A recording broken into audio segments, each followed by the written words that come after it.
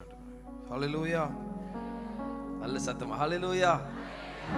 எத்தனை பேர் ஒரு சமூகத்தில் சந்தோஷமா இருக்கிறீங்க? நல்ல கரங்களை அசைத்து ஒரு சத்தம் வராமன்னு சொல்லுவோமா? மீண்டுமாக உங்களோடு இருப்பதை குறித்து நான் மிகவும் சந்தோஷப்படுகிறேன். ஆண்டவர் கொடுத்த இந்த மேலான ஸ்லாக்கியத்திற்காக ஆண்டவருக்கு நன்றி. இந்த சபை போதகர் அவர்களுக்கும் நன்றி நான் தெரிவித்துக் கொள்கிறேன். இருக்கிற இடத்துல அப்படியே கண்களை மூடி கொஞ்ச நேரம் ஆண்டவர் ஆராதிச்சுட்டு நம்ம மற்ற காரியங்களை பார்க்க போகிறோம். அப்படி இருக்கிற இடத்துல உட்காந்து கண்களை மாத்திரம் மூடுங்க பார்ப்போம். கடந்த 11 மாதங்கள் ஆண்டவர் நம்மை கண்மணி போல காத்திருக்கிறார். அவர் எத்தனை உண்மை உள்ளவர், எத்தனை உண்மை உள்ளவர்.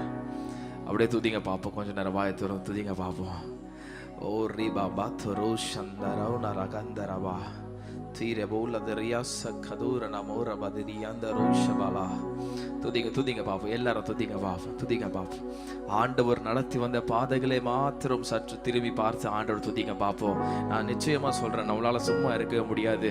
ஏன்னா கடந்த 11 மாதங்கள் இம்மட்டும் இன்னைக்கு காலையில வரைக்கும் இந்த நிமிஷம் வரைக்கும் நாம் நிர்மூலமாகாமல் இருப்பது கர்த்தருடைய கிருபை. நாம் நிர்மூலமாகாமல் இருப்பது கர்த்தருடைய கிருபை. அந்த கிருபைக்கு நல்ல கரங்களை தட்டி ஆண்டவருக்கு இந்த காலை வேளையில் ஓரிகா சேத்தி மாமா உரகதர நாதரலா நல்ல சத்தத்தை உயர்த்தி அப்படியே துதிங்க பாப்போம், துதிங்க பாப்போம். வேதம் சொல்லுகிறது அநேகருடைய ஸ்தோத்திரத்தினால் கிருபை பெருகும். ஓரி மாமா உஷந்தரிகதர உசலம உரதரனமா.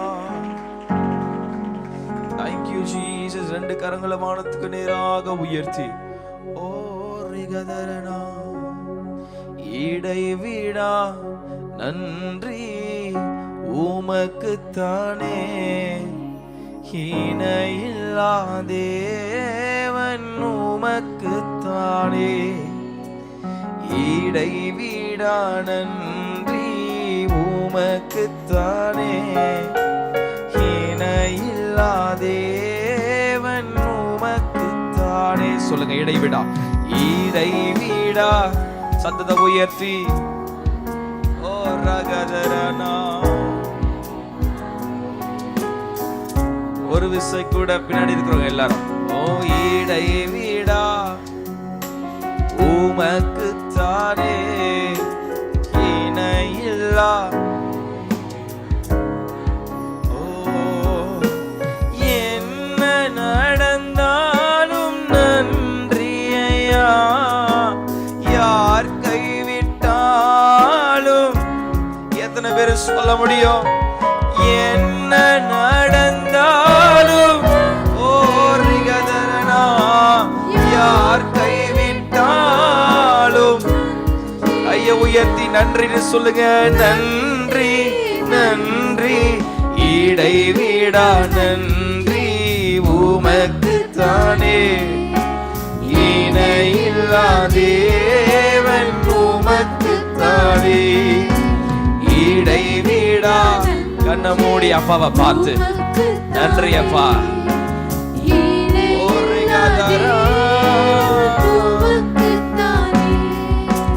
தேடி வந்தீரே நன்றி ஐயா, தெரிந்து கொண்டீரே என்ன தெரிந்தெடுத்தீங்களப்பா.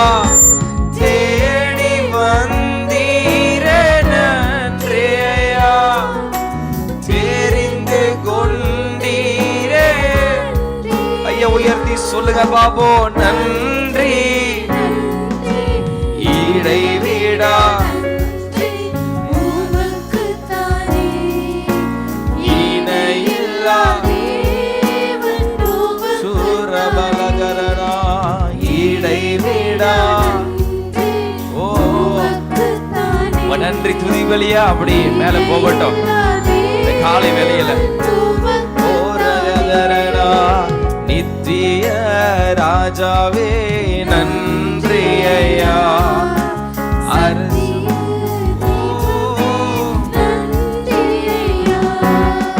நித்திய ராஜாவே சத்திய சூரபலகரனா. அப்படியே 2 கரங்களை உயர்த்தி துதிங்க பாப்போம், துதிங்க பாப்போம். இம்மட்டும் அவர் நடத்தி வந்திருக்கிறார். எத்தனை உண்மை உள்ளவர், எத்தனை உண்மை உள்ளவர். அவருடைய பிரசன்னம் எத்தனை உண்மை உள்ளதா இருக்கிறது. இம்மட்டும் நம்மை நடத்திருக்கிறாரே ஒரு குறைவு இல்லாமல். எத்தனை கண்ணீரின் பாதை வந்த போதிலும், எத்தனை தேவையான காரியங்கள் வந்த போதிலும், ஓ ஆண்டவர் உண்மை உள்ளவராய் இருந்திருக்கிறார். வேதம் சொல்லுகிறது, நாம் உண்மை உள்ளவர்களாய் இல்லாமல் இருந்தும் கர்த்தர் நம்மேல் உண்மை உள்ளவராய் இருந்திருக்கிறார். அவருடைய உண்மை உள்ளது எத்தனை மகத்துவமான காரியம்.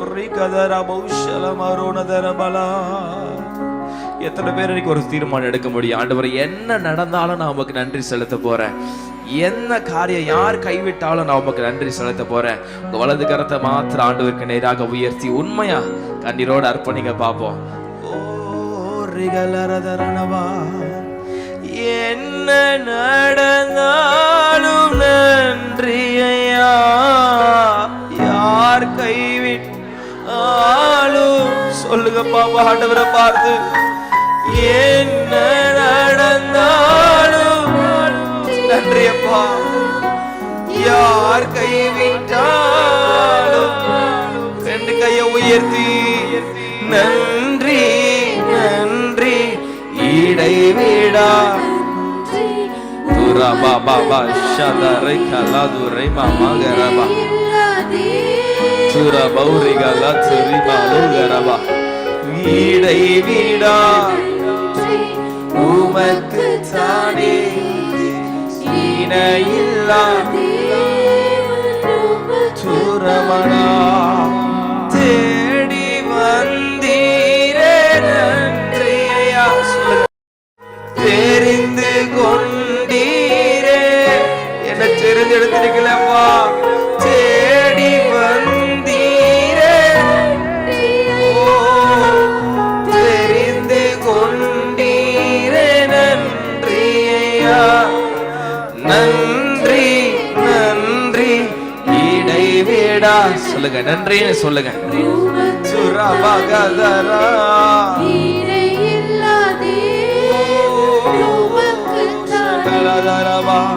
இடைவிடா காலை வேளையில துதி பலி.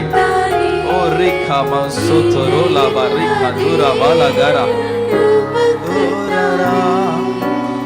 என்னை கண்டீரே நன்றி ஐயா, கண்ணீர் துடைத்தீரே.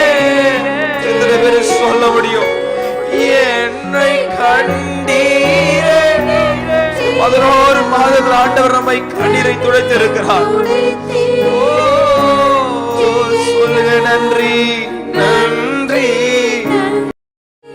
இடைவிடா சுரபபமரா இணையில்லா சுரபலக இத்திய தேவனே நன்றிய சத்திய தெய்வமே நல்ல கரங்களை தட்டி அந்த ஆவியானவருக்கு இந்த காலை வேளையில் எல்லா கணமும் எல்லா கணமும் எல்லா நன்றியும் எல்லா புகழும். ஓ ரிகதரா நிஷபரபலதுரபா நல்ல பெற்று கொள்ளுங்க பாப்பா, வாய்களை சிறந்து வாய்களை சிறந்து. ஓ ரிகதர நௌசிகதரனா கடந்த 11 மாதங்கள் கர்த்தர் உண்மை உள்ளவராய் இருந்திருக்கிறார். இதுவரைக்கும் நடத்தினவர், இனிமேலும் அவருடைய கரம் நம்மை நடத்த உண்மை உள்ளதா இருக்கிறது. ஓ எஸ் ஃபாதர் ரிகமௌஷலரியாந்தரினா இடைவிடா நன்றி உமக்கு தானே இணையில்லா தேவன். ஓரே பாபா துதிங்க துதிங்க பாபா.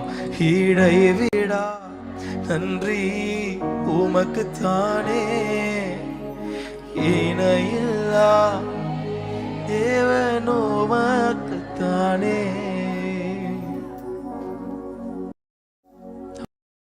உண்மை உள்ளவர்,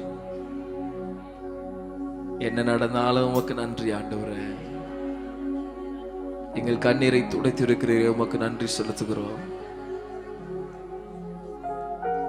இந்த உலகம் உங்களை கைவிடலாம், அதிகமாய் நம்பினவர்கள் உங்களை விட்டு ஒரு நாள் விலகலாம், ஏன் உங்களை பெற்ற தாயும் தகப்பனும் கூட உங்களை விட்டு விலகலாம். ஆனால் ஒரு உண்மை வாக்கு பண்ணினவர் ஒரு நாளும் கைவிடுவதில்லை. கரம் பிடித்தவர் ஒரு நாளும் கைவிட மாட்டார். நான் உனக்கு சொன்னதை செய்யும் அளவும் நான் உன்னை கைவிடுவதில்லை மகனே. நான் உனக்கு சொன்னதை செய்யும் அளவும் நான் உன்னை கைவிடுவதில்லை. வாக்கு தத்துவங்கள் ஒருவேளை வாழ்க்கையில தாமதமாகலாம், ஆனால் வாக்கு பண்ணினவர் உண்மை உள்ளவர். இந்த காலை வேளையில் அவருடைய கரம் நம்மோடு கூட இருக்கிறது. எத்தனை பேர் அதை விசுவாசிக்கிறீங்க? நல்ல கரங்களை தட்டி வாக்கு தத்தத்தில் உண்மை உள்ளவரை நாம் ஆராதித்துக் கொண்டிருக்கிறோம். வாக்கு தத்தங்கள் சில நேரங்களில் வாழ்க்கையில் தாமதமாகலாம், ஆனாலும் அவர் சொன்ன வார்த்தை ஏற்ற காலத்தில் நிறைவேறும். அவருடைய வாயிலிருந்து புறப்படுகிற வார்த்தை ஒரு நாளும் வெறுமையாக திரும்புவதில்லை.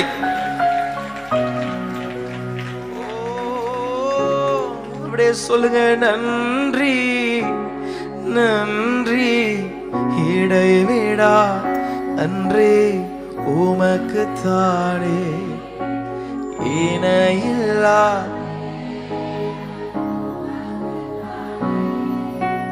இடைவிடா நன்றி உமக்கு தானே இணையில்லா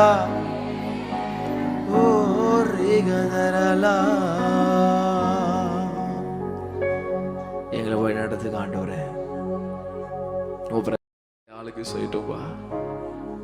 உங்க சுத்தம் நிறைவேறும் அளவும் அவருடைய வசனம் அவனை புடமிட்டது என்று சங்கீதக்காரன் சொல்லுகிறது போல எங்களை புடமிடுங்க ஆண்டவரே, எங்களை புடமிடுங்க, எங்களை சோதித்து அருளுங்க ஆண்டவரே. வேதனை உண்டாக்கும் வழி என்னிடத்தில் உண்டா என்று என்னை சோதித்து அருளும். என்னை நித்திய வழியில சேருங்கப்பா. இந்த 3 நாட்கள் உடைய சமூகத்தில் நாங்கள் உட்கார்ந்து இருக்கிறோம். எங்களை உணர்த்தும் ஆவியானவர் எங்களை ஆளுகை செய்யும். இந்த நாளில் எங்களோடு பேசும் ஜீவன் நல்ல பிதாவே, ஆமென். ஹல்லேலூயா. நல்ல சத்தம் ஹல்லேலூயா. ஒரே ஒரு புதிய பாடலை ஒன்று பாடி நாம் ஆண்டவர் நாமத்துக்கு மகிமை செலுத்துவோம். எத்தனை பேர் நிறைய பேர் இந்த பாட்டை கேட்டிருப்பீங்கன்னு நினைக்கிறேன். என் மீது அன்பு கூர்ந்து பலியானீர் சிலுவையிலே. ஃபாதர் அவர்களுடைய புது பாட்டு எத்தனை பேர் கேட்டிருக்கிறீங்க? நிறைய பேர் கேட்டிருக்கீங்க. என்னோட கூட சேர்ந்து இந்த பாடி ஆண்டவர் நாமத்திற்கு மகிமை செலுத்தும்.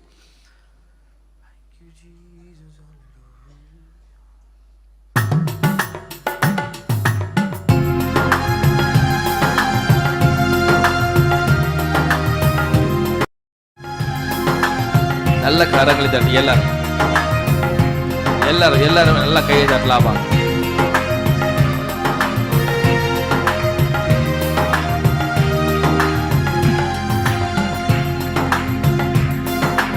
என் மீது அன்பு கூர்ந்து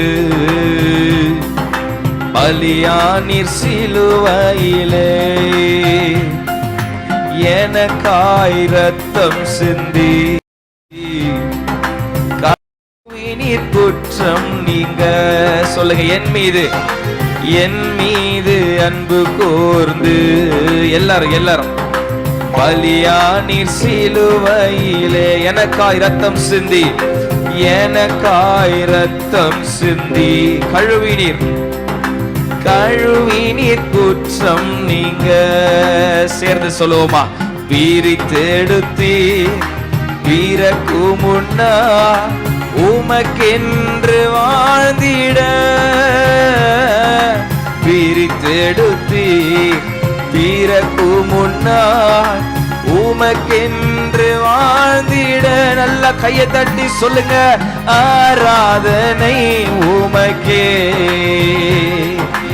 அனுதினமும் உமக்கே. நீங்க மட்டும் சொல்லுங்க பா, மட்டும் சொல்லுங்க பா. நல்ல சத்தத்தை உயர்ச்சி, அனுதினமும் உமக்கே. பிதாவான என் தேவனே, தகப்பனே, என் தந்தையே. பிதாவான என் தேவனே, தகப்பனே, என் தந்தையே. மாட்சிமையும் மகத்துவமும் உமக்குத்தானே என்றென்றைக்கும். மாட்சிமையும் மகத்துவம் உமக்குத்தானே என்ற எல்லாரும் சேர்ந்து ஓ வல்லமையு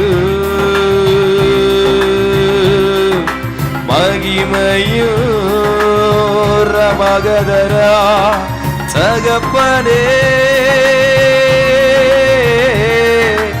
உமக்குத்தானே. சபையை எல்லாரும் சேர்ந்து சொல்லுங்க.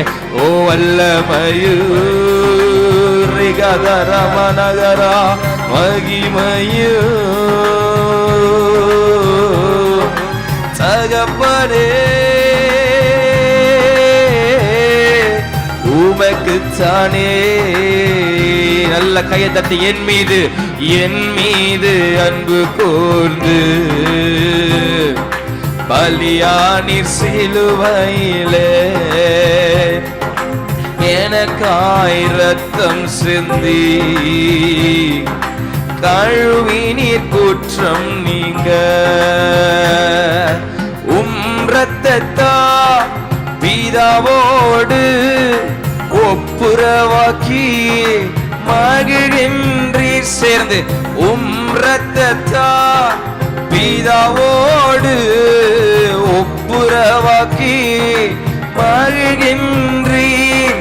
கரைபடாத மகனாக நிறுத்தி தினம் பார்க்கின்றீர். கரைபடாத மகளாக நிறுத்தி தினம் பார்க்கின்றீர் சேர்ந்து. வல்லமையு சதர மகளா மகிமையு தகப்பனே உமக்குத்தானே. சொல்லுங்க சொல்லுங்க. வல்லமையும் ஓ வல்லமையும் ரே பாபா கதரனா மகிமையும் தகப்பனே உமக்குத்தானே. என் மீது அன்பு கூர்ந்து நல்ல வாயில திறந்து பாடலாமே. பலியானீர் எனக்காய் ரத்தம் சிந்தி கழுவினீர் குற்றம் நீங்க. பிரித்தெடுத்திருக்கிறார். பிரித்தெடுத்தீர் பிறக்கு முன்னால் உமக்கென்று வாழ்ந்திட. பிரித்தெடுத்தீர் பிறக்கு முன்னால் உமக்கென்று. ரெண்டு கரங்களை வானத்துக்கு நேராக உயர்த்தி ஆராதனை உமக்கே. சொல்லுங்க சொல்லுங்க. ஓ அனுதினமும் ஒரு கதரா பலகரா ஆராதனை. ஓ அனுதினமும் உமக்கே. சொல்லுவோம். மாம்சமான திரைய என்று கிழித்து பொது வாழி திறந்தீர். சொல்லுங்க.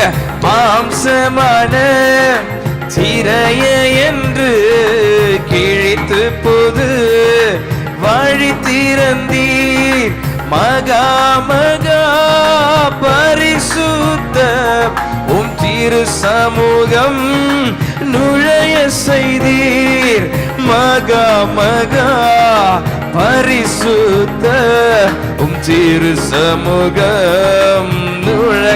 எல்லா கையை தட்டி ஓ வல்லமையும் சொல்லுங்க சொல்லுங்க. மகிமையோ மகி சதத்தை உயர்த்தி தகப்பனே தகப்பனே கூப்பிடுங்க. அப்பான்னு கூப்பிடுங்க பாப்போம். ஓ உமக்குத்தானே வல்லமையு சொல்லுங்க. வல்லமையு ரே பகதரகல மரணா. ஓ ரே பகதரனா தகப்பனே உமக்குத்தானே. என் மீது அன்பு கூர்ந்து. முடிந்தவர்கள் அப்படி எழுமி நின்று பலியானீர் சிலுவையிலே எனக்காய் ரத்தம் சிந்தி கழுவினீர் குற்றம் நீங்க. விடுதலையோடு பாடுங்கப்பா. ஓ என் மீது அன்பு கூர்ந்து, நல்ல சத்தமா, பலியானீர் சூரபலகதரனா, எனக்காய் ரத்தம் சிந்தி, கழுவினீர் குற்றம் நீங்க. பிரித்தெடுத்தீரே, பிரித்தெடுத்தீர் பிறகு முன்ன, ஓ பிரித்தெடுத்தீர் பிறகு முன்னால் உமக்கென்று. ஓ நல்ல கையை தட்டி சபையே ஆராதனை உமக்கே. சொல்லுங்க பாவம்.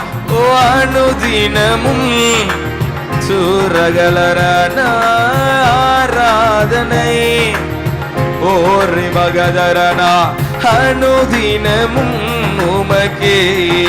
மாம்சமான மாம்சமான சிறைய என்று கிழித்து போது வாழி திறந்தீர். சொல்லுங்க. மாம்சமான சிறைய என்று கிழித்து போது வாழி திறந்தீர். மகா மகா பரிசுத்த உம் திரு சமூகம் நுழைய செய்தீர். மகா மகா பரிசுத்த உம் திரு சமூகம் நுழ. நல்ல கையை தட்டி சொல்லுவோமா. வல்லமையு ஓ மகிமையும். கண்களை மூடி அப்பாவை பார்த்து பிரசனத்தை உணர்ந்து, தகப்பனே உமக்கு தானே. சொல்லுங்க சொல்லுங்க. வல்லமையு வல்லமையு ரககதரபலமா ரகலபரபா ஓரி கதரமஷதரி மகதரனலரா. தகப்பனே உமக்கு தானே. எபினேசரே எபினேசரே இதுவரையில் உதவி நீர். எத்தனை பேர் சொல்ல முடியும்? எபினேசரே எபினேசரே இதுவரையில் உதவி நீரே. ஓ இதுவரையில் உதவி நீரே.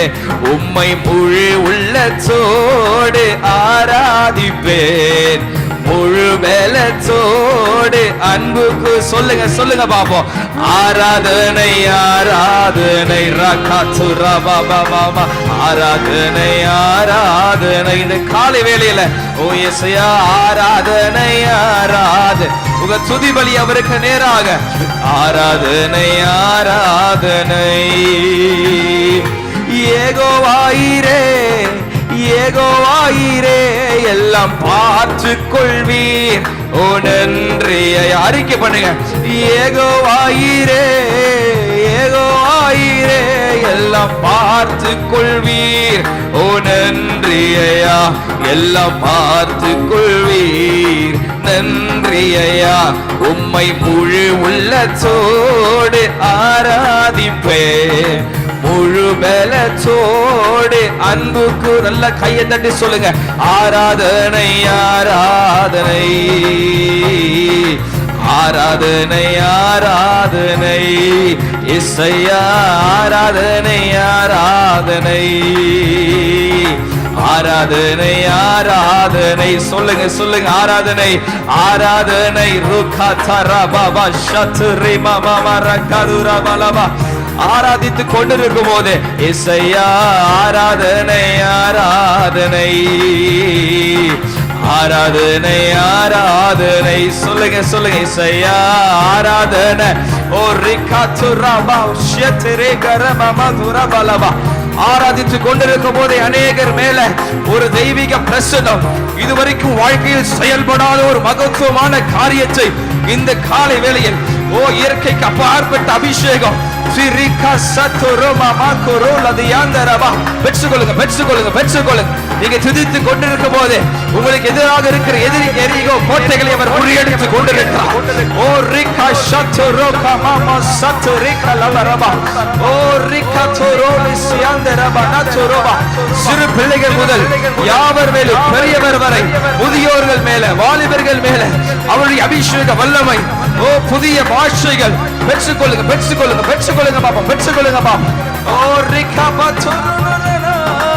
ஆராதனை ஆராதனை சுரபா பாபா பாபா ரே ரபலதரனா.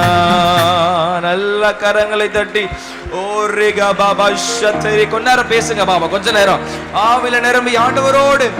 ஓ ரிகா மாமா ரத்துரோனோ செகேலேரானபா. கேட்கிற எவனும் பெற்றுக்கொள்கிறான், கேட்கிற எவனும் பெற்றுக்கொள்கிறான். விசுவாசத்தோடு கேளுங்க பாப்போம். ஓ ஷத்தரி மாமா மரே தூரி மாமா மரகதரனா. ரெண்டு கரங்களை உயர்த்தி மாம்சமான தீரைய என்று கிழித்து புது வாழி திறந்தி. மாம்சமான தீரைய என்று கிழித்து புது வாழி திறந்தி. மகா பரிசுத்த திரு சமூகம் நுழைய செய்தி. மகா மகா பரிசுத்த திரு சமூகம் நுழைய செய்தி. ரெண்டு கையை உயர்த்தி வல்லமையு மகிமையு உயர்த்துங்க, உயர்த்துங்க, உயர்த்துங்க. ஓ தகப்பனே உமக்கு தானே. எல்லாரும் சேர்ந்து ஆராதனை ஆராதனை அப்பா அப்பா உங்களுக்கு தான். சொல்லுங்க ஆராதனை துரபகதரனா ஆராதனை. ஓ அப்பா ஓ ரகஷத்ரி மமௌசதி அந்தரபா உங்களுக்கு தான். பரிசுத்தமாக்கும் யெகோவா மெக்காதீஸ் ஆராதனை உமக்கே. ரெண்டு கையை உயர்த்தி பரிசுத்த கேளுங்க பாப்போம். இந்த புதிய வருஷத்துக்குள்ள போக போற என்ன அப்பா பரிசுத்தப்படுத்துங்க, இன்னும் பரிசுத்தப்படுத்துங்க ஆண்டவரே. உமக்கே உருவாக்கும் தெய்வம் யெகோவா உசேனோ ஆராதனை தூரமலகரணா. உருவாக்கும் யெகோவா உசேனோ ஆராதனை உமக்கே. சொல்லுங்க சொல்லுங்க ஆராதனை ஆராதனை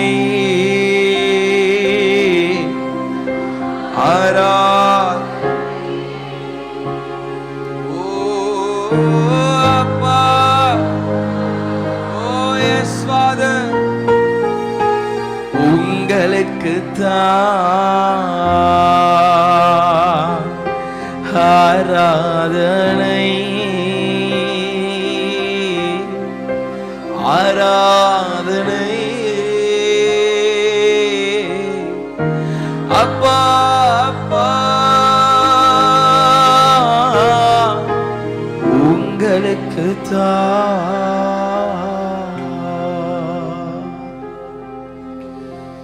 துரவோலதர சந்தரோ நமான் திரியா சலாகதுரா ஓரிகதுர போனதரியாந்தரவா. தீரி பௌஷா துரு சங்கதூரபாய் தூரபாலா துரியாந்தரமான ஊரிகதரபாலரா. துதிங்க துதிங்க பாப்பா, துதிங்க பாப்பா. ஓரே மாமா முசக்கதரலபா. நீங்க என்ன பேசணும்னு விரும்புறீங்களோ அப்பா கூட பேசுங்க பாப்பா.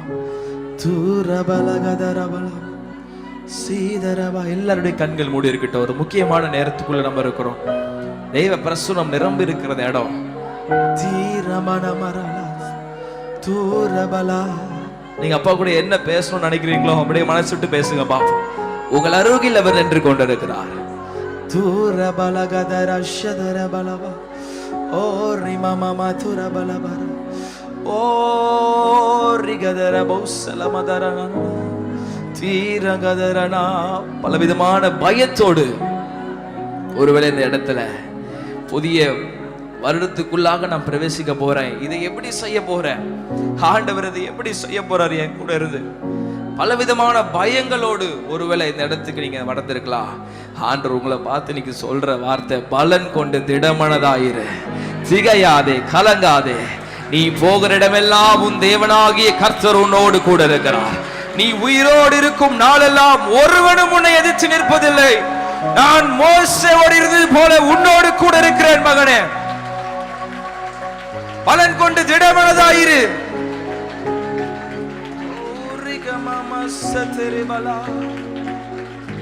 பலன் கொண்டு திடமனதாயிருங்க. கர்த்தர் புதிய காரியத்தை செய்கிறார். அது இப்பொழுதே தோன்றும், அது இப்பொழுதே தோன்றும். கர்த்தர் உன் வாழ்க்கையில் புதிய காரியங்களை செய்து கொண்டிருக்கிறார் மகனே. நாளைக்கு நடக்க போற காரியத்தை குறித்து ஒரு நாளும் தியங்காம ரெண்டு கையை உயர்த்தி சொல்லுங்க பாப்போம். இடைவிடா நன்றி உமக்கு தானே, இணையில்லா தேவன் தூரபலகரணமா. இடைவிடா. இந்த காரியம் எப்படி நடக்க போகுது? எல்லா பயத்தையும் ஒரு பக்கம் வச்சுட்டு, இணையில்லா தேவன். ஓ சொல்லுங்க சொல்லுங்க. என்ன நடந்தாலும் நன்றியா, யார் கைவிட்டாலும் இந்த புதிய வருடத்துல. ஓ என்ன நடந்தாலும் நன்றியா, யார் கைவிட்டாலும். சொல்லுங்க சொல்லுங்க சந்தோஷமா. நன்றி நன்றி இடைவிடா நன்றி உமக்கு தானே, இணையில்லா தேவன் உமக்கு தானே. இடைவிடா நன்றி உமக்கு தானே, இணையில்லா தேவன் உமக்கு தானே. புதிய வருடத்திற்குள்ள பிரவேசிக்க போற நாம ஒரு தீர்மானத்தோடு, கர்த்தர் எதை செய்தாலும் நன்றி உள்ள இருதயத்தோடு நான் உள்ள பிரவேசிப்பேன்.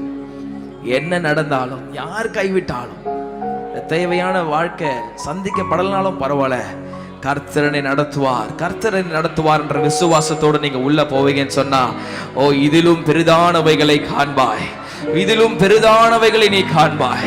கர்த்தருடைய வாக்கு தத்துவம் இன்னைக்கு தீர்க்க தரிசனம் உங்களுக்கு நேராக வருகிறது. இதிலும் பெரிதானவைகளை நீங்கள் காண்பீர்கள், இதிலும் பெரிதானவைகளை நீ காண்பாய். உன் வாழ்க்கை இதிலும் பெரிதானவைகளை நீ காண்பாய். பலன் கொண்டு திடமனதாயிரு, திகையாதே, ஒரு நாளும் பயப்படாது. இதுவரைக்கும் ஆச்சரியமா நடத்தினவர் இனிமேலும் உன்னை நடத்துவார்.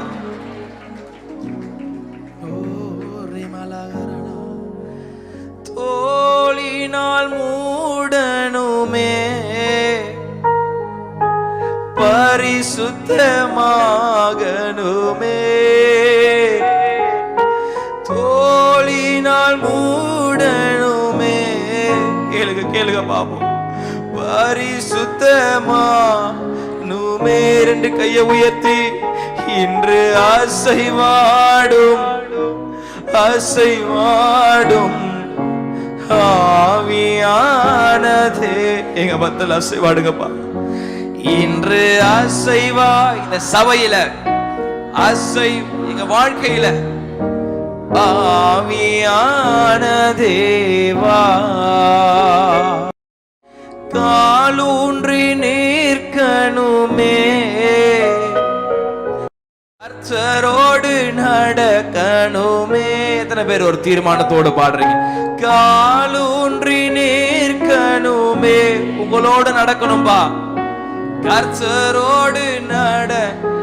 ஓ கேளுங்க கேளுங்க, கையை உயர்த்தி. இன்று அசைவாடும் அசைவாடும் ஆவியான தேவா, இன்று அசைவாடும் அசைவாடும் ஆவியான தேவா.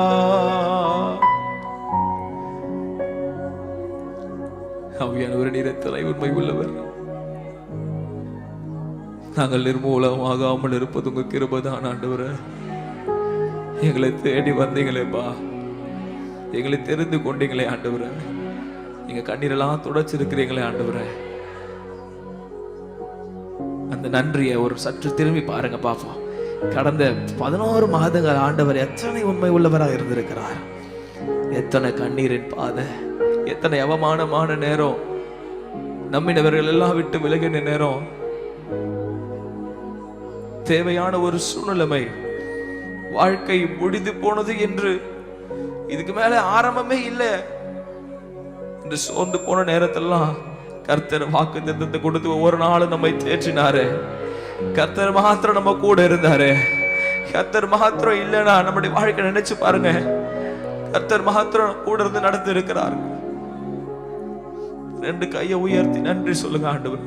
அப்பா, நாங்க நிர்மூலமாகாமல் இருப்பது உங்க கிருபை ஆண்டவரே. நீங்க எங்க மேல வச்சிருக்கிற அன்பு ஆண்டவரே, அந்த அன்புக்கு பாத்திர விதமாய் பாத்திரகர்களாய் நம்முடைய சமூகத்தில் எங்களை ஒப்பு கொடுக்கிறோம். நிர்மூலமாகாமல்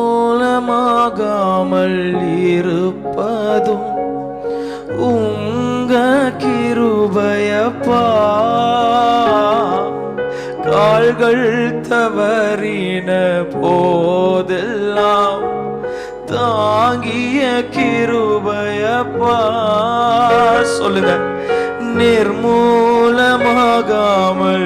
இருப்பதும் உங்க கிருபை ஆண்டவரே. கால்கள் தவறின போதெல்லாம் தாங்கிய கிருபையப்பா. நல்லவரே வல்லவரே உண்மை உள்ளவரே. நல்லவரே வல்லவரே உண்மை உள்ளவரே. 2 கையை உயர்த்தி சொல்லுங்க, நிர்மூலமாகாமல் இருப்பதும் உங்க கிருபைப்பா. கால்கள் தவறின தாங்கிய கிருபையப்பா.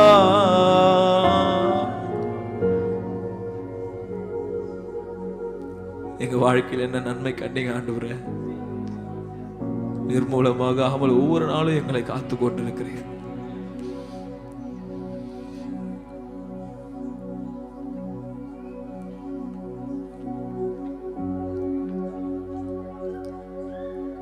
நன்றி ஆண்டவரே, நன்றி செலுத்துகிறோம். தேங்க்யூப்பா. நீர் நல்லவர், நீர் நல்லவர், நீர் நல்லவர். கடந்த 11 மாதங்கள் நீர் நல்லவராக இருந்திருக்கிறீர். கடந்த 30 வருஷம் 25 வருஷம் நீர் நல்லவராக இருந்திருக்கிறீர். நீர் நல்லவர், அதில் சந்தேகம் இல்லை. நீர் நல்லவர், நீர் நல்லவர் என்பதில் சந்தேகம் இல்லை. நீர் நல்லவர், நீர் நல்லவர், நீர் உண்மை உள்ளவர், நீர் கிருபை நிறைந்தவர். கோபம் இமை பொழுது தயவோ ஆயுள் வரை உம் கோபம், இமை பொழுது உம் தயவோ. ஆயுள் வரை கிருபையால் நிறைத்தீரே. நன்றி நன்றி ஐயா, என்னை கிருபையால் நிறைத்தீரே. நன்றி நன்றி ஐயா. ரெண்டு கரங்களை உயர்த்தி எல்லாரும் சொல்லுங்க, நல்லவரே நல்லவரே வல்லவரே உண்மை உள்ளவரே. சொல்லுங்க நீங்க மட்டும்,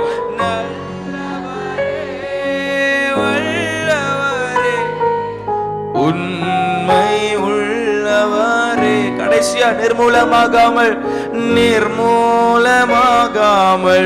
இருப்பதும் உங்க கிருபைதான் ஆண்டவரே.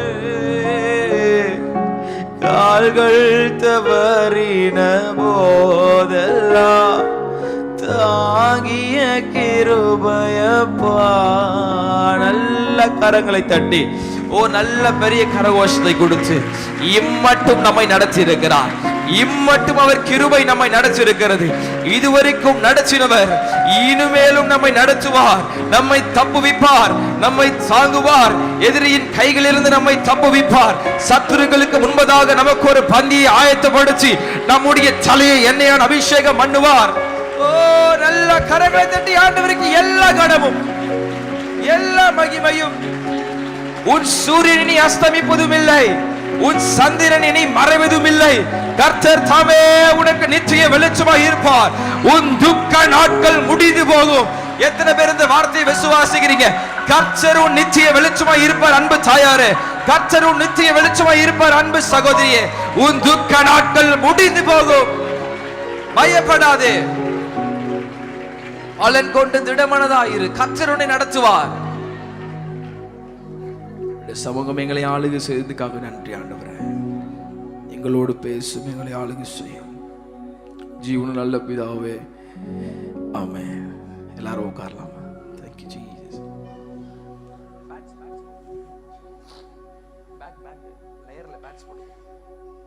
Thank you Jesus.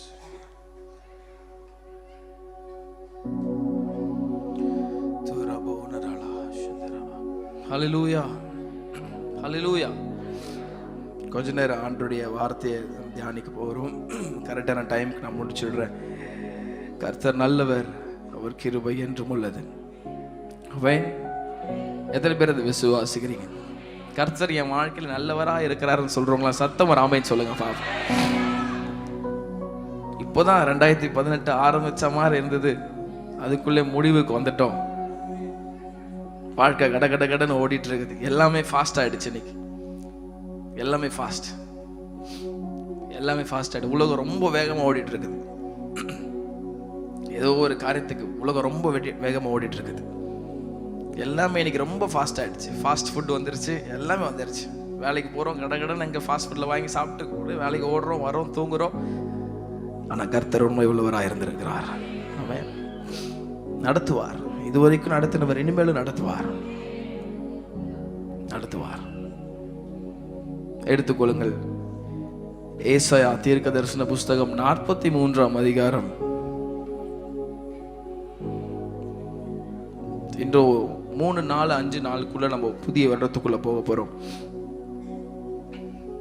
ஒரு தீர்மானத்தோடு ஆண்டவர் நம்முடைய வாழ்க்கையில் ஏதோ ஒரு காரியத்தை எதிர்பார்க்கிறார். இந்த புதிய வருடத்துக்குள்ள போகும்போது அந்த காரியத்தை உணர்ந்து ஆண்டவர் சமூகத்தில் அர்ப்பணித்து உள்ள போவோன்னு சொன்னா ஆண்டவர் நிச்சயமாகவே நம்மளை ஆஸ்வதிக்க உண்மை உள்ளவராக இருக்கிறார். ஆமென். எடுத்துக்கொள்ளுங்கள். ஏசாயா தீர்க்கதரிசன புஸ்தகம் 43ஆம் அதிகாரம் 19வது வசனத்தை நம்ம எல்லாரும் சேர்ந்து வாசிக்க போறோம். ஏசாயா 43ஆம் அதிகாரம் 19வது வசனம்.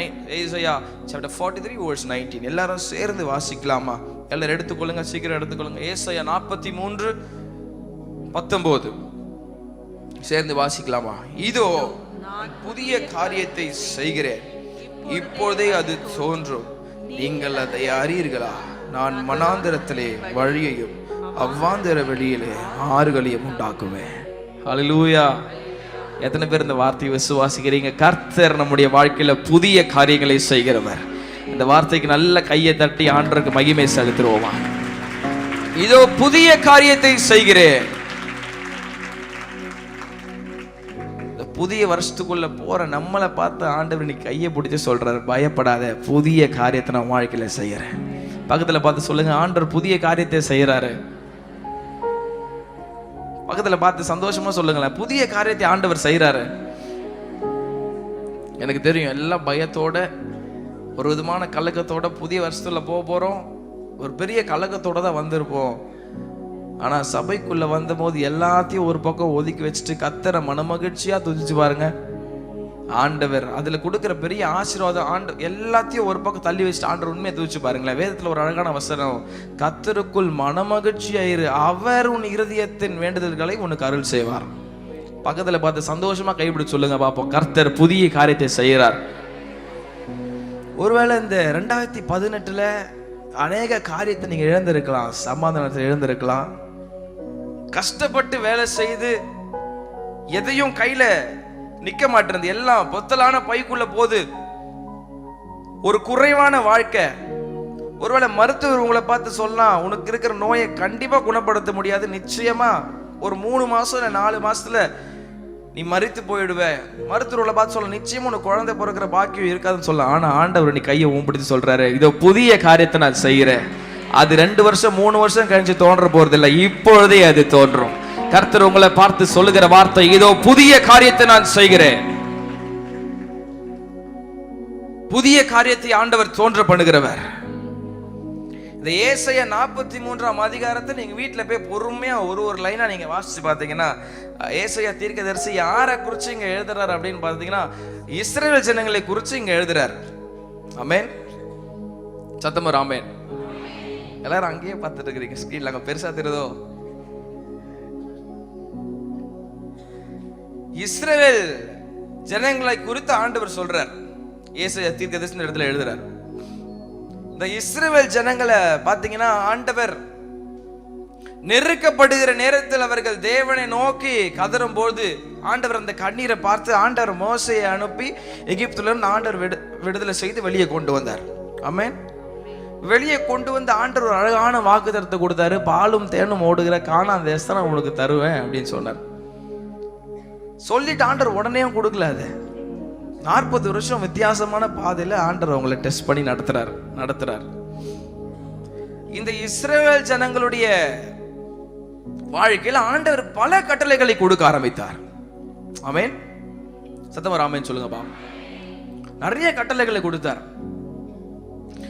இப்போ இந்த இஸ்ரவேல் ஜனங்கள் என்னன்னா, எகிப்துல இருந்து ஆண்டவர் வெளியே கொண்டு வந்தோடனே வாக்குத்தத்தத்தை கொடுத்தாரு மோசே கிட்ட, பாலும் தேனும் ஓடுற கானான் தேசம் உனக்கு தந்துருவேன். இந்த தினங்கள்லாம் நினைச்சிட்டாங்க, உடனே ஆண்டவர் கொடுத்துருவாருன்னு நினைச்சிட்டு, ஆனா ஆண்டவர் வித்தியாசமான பாதையில கொண்டு போறார். 40 வருஷம் அந்த ஜனங்க வெயிட் பண்ணி எப்படா இந்த தேசத்தை பார்ப்போம்னு சொல்லி they became homesick. இந்த தேசத்தை நம்ம எப்ப பார்க்க போறோம்னு சொல்லிட்டு ஒரு சோர்ந்து போயிட்டாங்களாம்.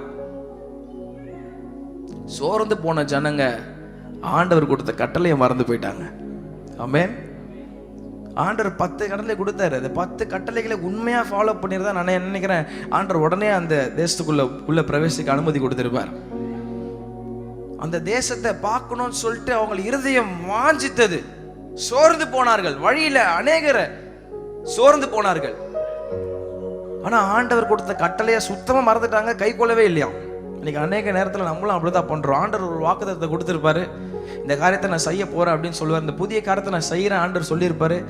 அது கூட ஆண்டவர் சில கட்டளைகளையும் கொடுத்திருப்பாரு. ஆனா நம்ம என்ன பண்ணுவோம், ஆண்டவர் இன்னும் செய்யலை, என் வாழ்க்கையில் இன்னும் தாமதம் பண்றாருன்னு அதே நினைச்சு சோர்ந்து போய் ஆண்டவர் கொடுத்த கட்டளையை நம்ம மறந்து கொண்டு இருக்கிறோம். ஆமென். சத்தமா ஆமென். வேதத்துல கொடுக்கப்பட்ட எல்லா வாக்குத்தத்தங்களுக்கு பின்பதாக ஆண்டவர் சில நிபந்தனைகளை வைத்திருக்கிறார். எத்தனை பேர் அதை விசுவாசிக்கிறீங்க? எல்லாருக்கும் ஆண்டவர் அப்படியே கொடுத்துட மாட்டார். ஆண்டவர் ஆசீர்வதிக்கிறவர், இடம் கொள்ளாமல் போக மட்டும் ஆசீர்வதிக்கிறவர், எல்லாம் உண்மைதான். ஆனா யாருக்கு வாக்குத்தத்தங்களை கொடுப்பாருன்னு சொன்னா, தன்னுடைய கட்டளைகளை உண்மையாய் கை கொள்ளுகிறவர்களுக்கு ஆண்டவர் வாக்குத்தத்தை கொடுப்பாரு. ஆமென். ஆண்டவர் பாருங்க, யோசுவா மோசே கிட்ட சொன்னாரு, ஒரு கூட்ட யோசுவா கிட்ட சொல்லி கொஞ்சம் பேரை சேர்த்து கொண்டு கானான் தேசத்துக்குள்ள போயிட்டு அந்த தேசம் எப்படி இருக்கு அப்படின்னு பார்த்துட்டு வந்து இங்க சொல்லுன்னு சொல்லும் போது, யோசுவா கூட கொஞ்சம் நபர்களை கூப்பிட்டுட்டு உள்ள போனா அவங்க என்ன சொல்லியிருக்கணும், வந்துட்டு இந்த தேசத்தை நம்ம ஈஸியா கைப்பற்றிடலாம் அப்படின்னு சொல்லியிருக்கணும். ஆனா கூட இருந்த ஜனங்க என்ன சொல்ல ஆரம்பிச்சாங்க?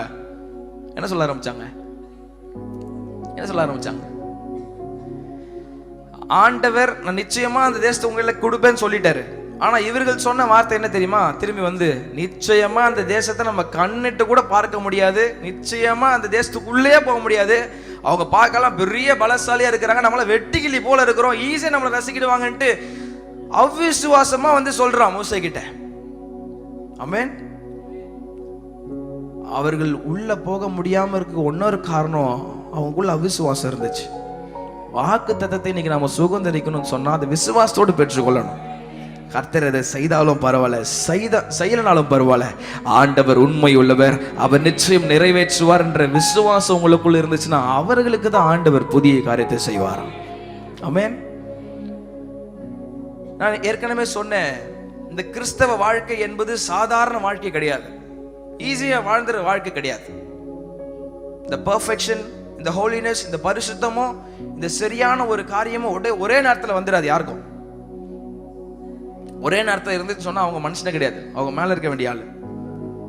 ஒவ்வொரு நாளும் இது இட்ஸ் டெய்லி ப்ராசஸ். ஒவ்வொரு நாள் ஆண்டவர் சமூகத்தில் போய் உட்கார்ந்து சமூகத்தை தேடி ஆண்டவர் ஒவ்வொரு நாளும் சுத்திகரித்துக் கொள்ள வேண்டும். ஆமென். இந்த ஜனங்களை ஆண்டவர் 40 வருஷம் வனாந்திரத்தில் வழிநடத்துறார். இந்த கிறிஸ்தவ வாழ்க்கை என்பது சாதாரணமான வாழ்க்கையில போராட்டம் இருக்கும், கண்ணீரின் பாதம் இருக்கும், அவமானம் இருக்கும். எத்தனை பேர் சொல்ல முடியும் இந்த 2018 எனக்கு ஒரு குறையும் இல்லைன்னு சொல்றவங்க சத்தமா ராமன் சொல்லுங்க பாப்போம். யாரும் கை தூக்கல. எல்லாருக்கும் தேவை இருந்திருக்கு, எல்லாருக்கும் கண்ணீர் இருந்திருக்கு. சோ அந்த கிறிஸ்தவ வாழ்க்கை எதுக்கு ஆண்டவர் ஒப்பிடா சொல்றாருன்னா ஒரு ஓட்டை பந்தயத்துக்கு ஆண்டவர் ஒப்பிட்டு காட்டுறாரு. ஆமென். இப்பெல்லாம் நம்ம என்ன பண்ணிட்டு இருக்கிறோம்? ஓடிட்டு இருக்கிறோம். எதுல ஓடிட்டு இருக்கிறோம்? ட்ராக்ல ஓடிட்டு இருக்கிறோம். மிஞ்சி போனா ஒரு 30 வருஷம், சாரி 30 வருஷம் இல்லை, ஒரு 5 வருஷம் இல்லை 10 வருஷம் ஓட போறோம். ஆண்டவருடைய வருகை எப்போ வரும்னு தெரியாது. வரும்போது ஆண்டவர் அந்த பரிசை கொடுக்கறதுக்காக அது வரைக்கும் நம்ம ஓடிட்டே இருக்கிறோம். எத்தனை பேர் விசுவாசிக்கிறீங்க? ஆமென்.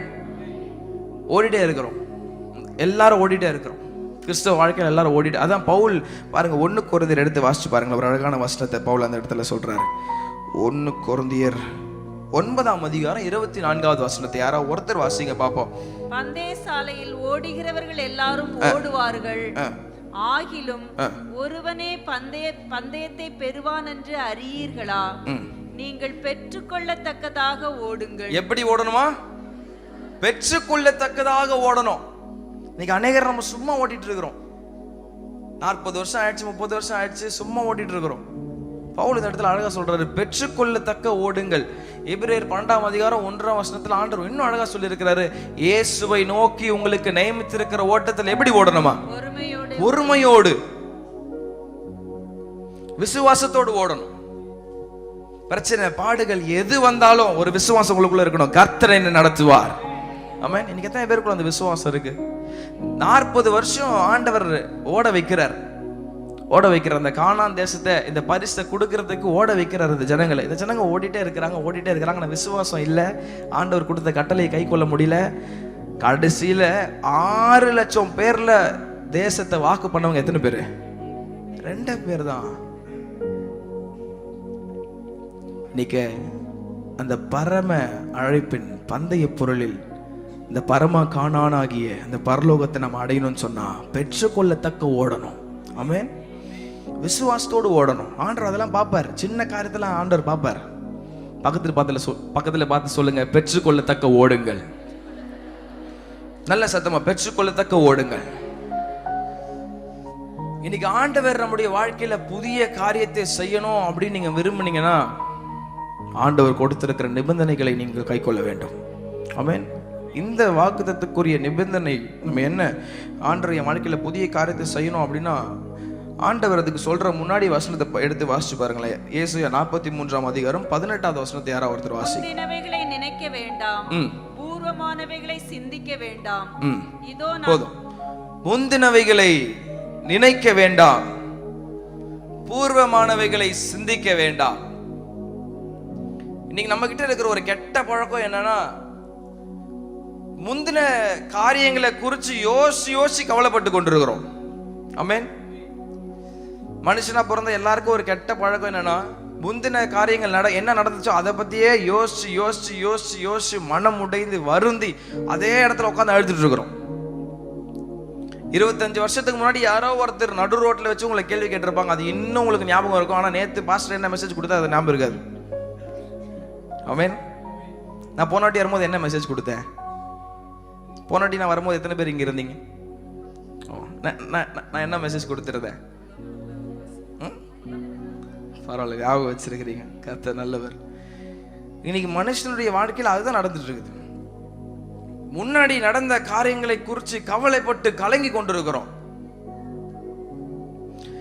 இந்த எகிப்திலிருந்து ஆண்டவர் இஸ்ரவேல் ஜனங்களை வெளியே கொண்டு வந்தார்.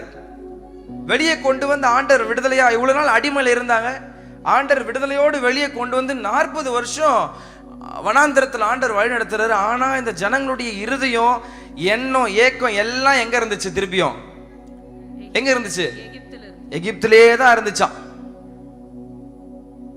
எல்லாரும் எங்க பாருங்க. ஆண்டவர் இவ்வளவு நாள் அடிமையா இருந்தாங்க. ஆண்டவர் பல அற்புதமான காரியங்களை ஆண்டவர் அவர்களுக்கு செய்து ஆண்டவர் வெளியே கொண்டு வந்தாரு. ஆனா இன்னும் அவர்களுடைய ஏக்கம், இருதய வாஞ்ச எல்லாமே எகிப்துக்குள்ளே தான் இருந்துச்சு. எகிப்து என்பது பாவத்தை குறிக்கிறது. ஆமென். இன்னைக்கு நம்மளும் அதே காரியத்தை பண்ணிட்டு இருக்கோம். ஆண்டவர் கஷ்டப்பட்டு இறங்கி வந்து தன்னுடைய ரத்தத்தெல்லாம் சிந்தி நம்ம நீதிமான ஆக்கினா திரும்பி விட்ட பாவத்துக்குள்ளேயே நம்ம இன்னைக்கு உட்கார்ந்துட்டு இருக்கிறனால தான் அநேகருடைய வாழ்க்கையில் இன்னைக்கு வாக்குத்தத்தம் நிறைவேறாம இருக்குது. ஆமென். அதனாலதான் ஆண்டவர் பார்த்து சொல்றாரு, முந்தினவைகளை நினைக்க வேண்டாம், பூர்வமானவைகளை சிந்திக்காதே. அதுக்கப்புறம் தான் ஆண்டவர் சொல்ற, இதோ புதிய காரியத்தை நான் செய்கிறேன். ஆமென். இன்னைக்கு உங்க வாழ்க்கையில புதிய காரியம் நடக்கணும்னா முந்தினவைகளை நினைக்காமல், பூர்வமானவைகளை சிந்திக்காமல், எதெல்லாம் ஆண்டவருக்கு விருப்பம் இல்லையோ அதெல்லாம் விட்டு விலகி பாருங்க. அவர்களுக்கு கொடுக்கப்படுகிற வாக்குத்தத்தம் தான், இதோ புதிய காரியத்தை நான் செய்கிறேன். ஆமென். கஷ்டப்பட்டு ஆண்டவர் அதிசயமான காரியங்களை செஞ்சு வெளியே கொண்டு வந்து விட்டோம். ஜனங்களுடைய இருதய ஏக்கம் எல்லாம் எகிப்து மேலதான் இருந்துச்சு.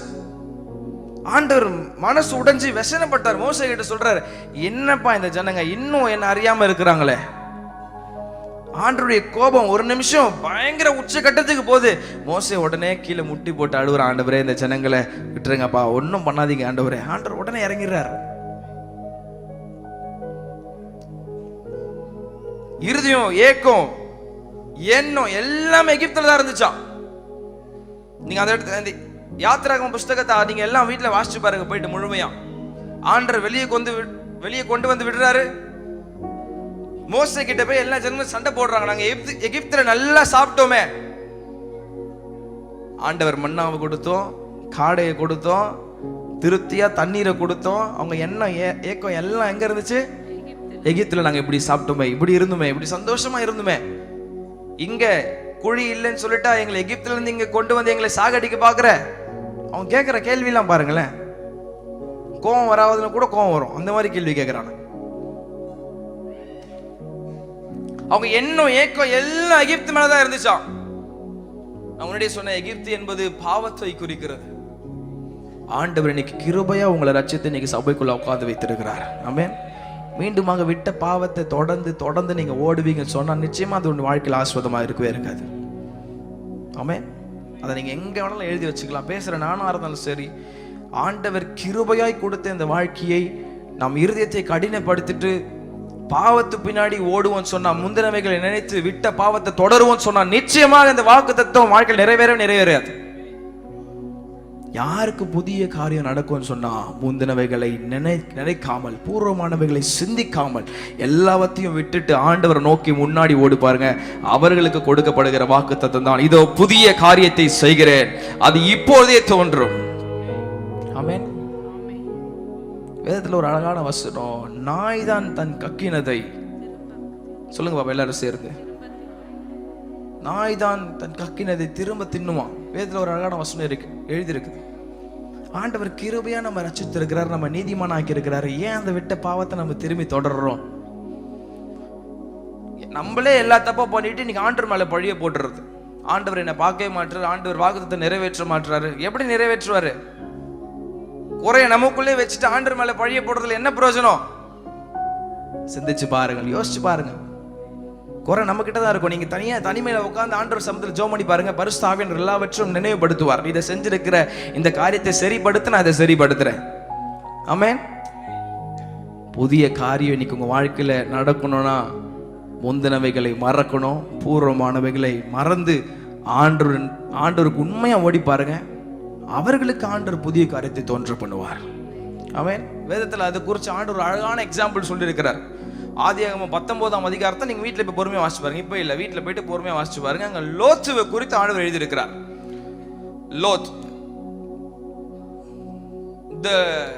லோத் என்றவர் கண்ணுக்கு கவர்ச்சியா இருக்குதுன்னு சொல்லிட்டு ஒரு நகரத்தை பார்த்து அங்க போயிட்டார் தன்னுடைய ஆட்கள் எல்லாம் கூட்டிக் கொண்டு. கடைசியில பார்த்தா அந்த நகரம் தான் சோதோம் குமரா மாறிச்சான். பாவம் பெருகினபடியினால், பாவம் உச்சகட்டத்துக்கு போனபடினால பரலோகத்தில் இருக்கிற தேவன் 2 தூதர்களை அந்த தேசத்துக்கு அனுப்பி லோத்துவும் தன் குடும்பமும் பரிசுத்தமாய் வாழ்ந்ததுனால ஆண்டவர் ஒரு சான்ஸ் கொடுக்குறாரு. உன் வாழ்க்கையில புதிய காரியத்தை செய்ய போறேன்னு ஆண்டவர் ஒரு சான்ஸ் கொடுத்து லோத்து கிட்ட சொல்றாரு, உன் மனைவி பிள்ளைகள் எல்லாரையும் கூட்டிக் கொண்டு நான் காண்பிக்கிற இடத்துக்கு தூரத்துக்கு போய் ஓடிரு, பின்னாடி திரும்பி பார்க்காத. ஆமென். இன்னைக்கு ஆண்டவர் நம்முடைய வாழ்க்கையில கட்டளை கொடுக்கிறாரு. நான் உனக்கு கிருபை ரட்சித்திருக்கிறேன், நீதிமானாக்கி இருக்கிறேன், பின்னாடி திரும்பி பார்க்காம முன்னாடி நோக்கி ஓடு சொல்றாரு ஆண்டவர். லோத்துக்கிட்ட ஆண்டவர் சொன்னாரு, பிள்ளைகள் கிட்ட சொன்னாரு, மனைவி கிட்ட சொன்னாரு.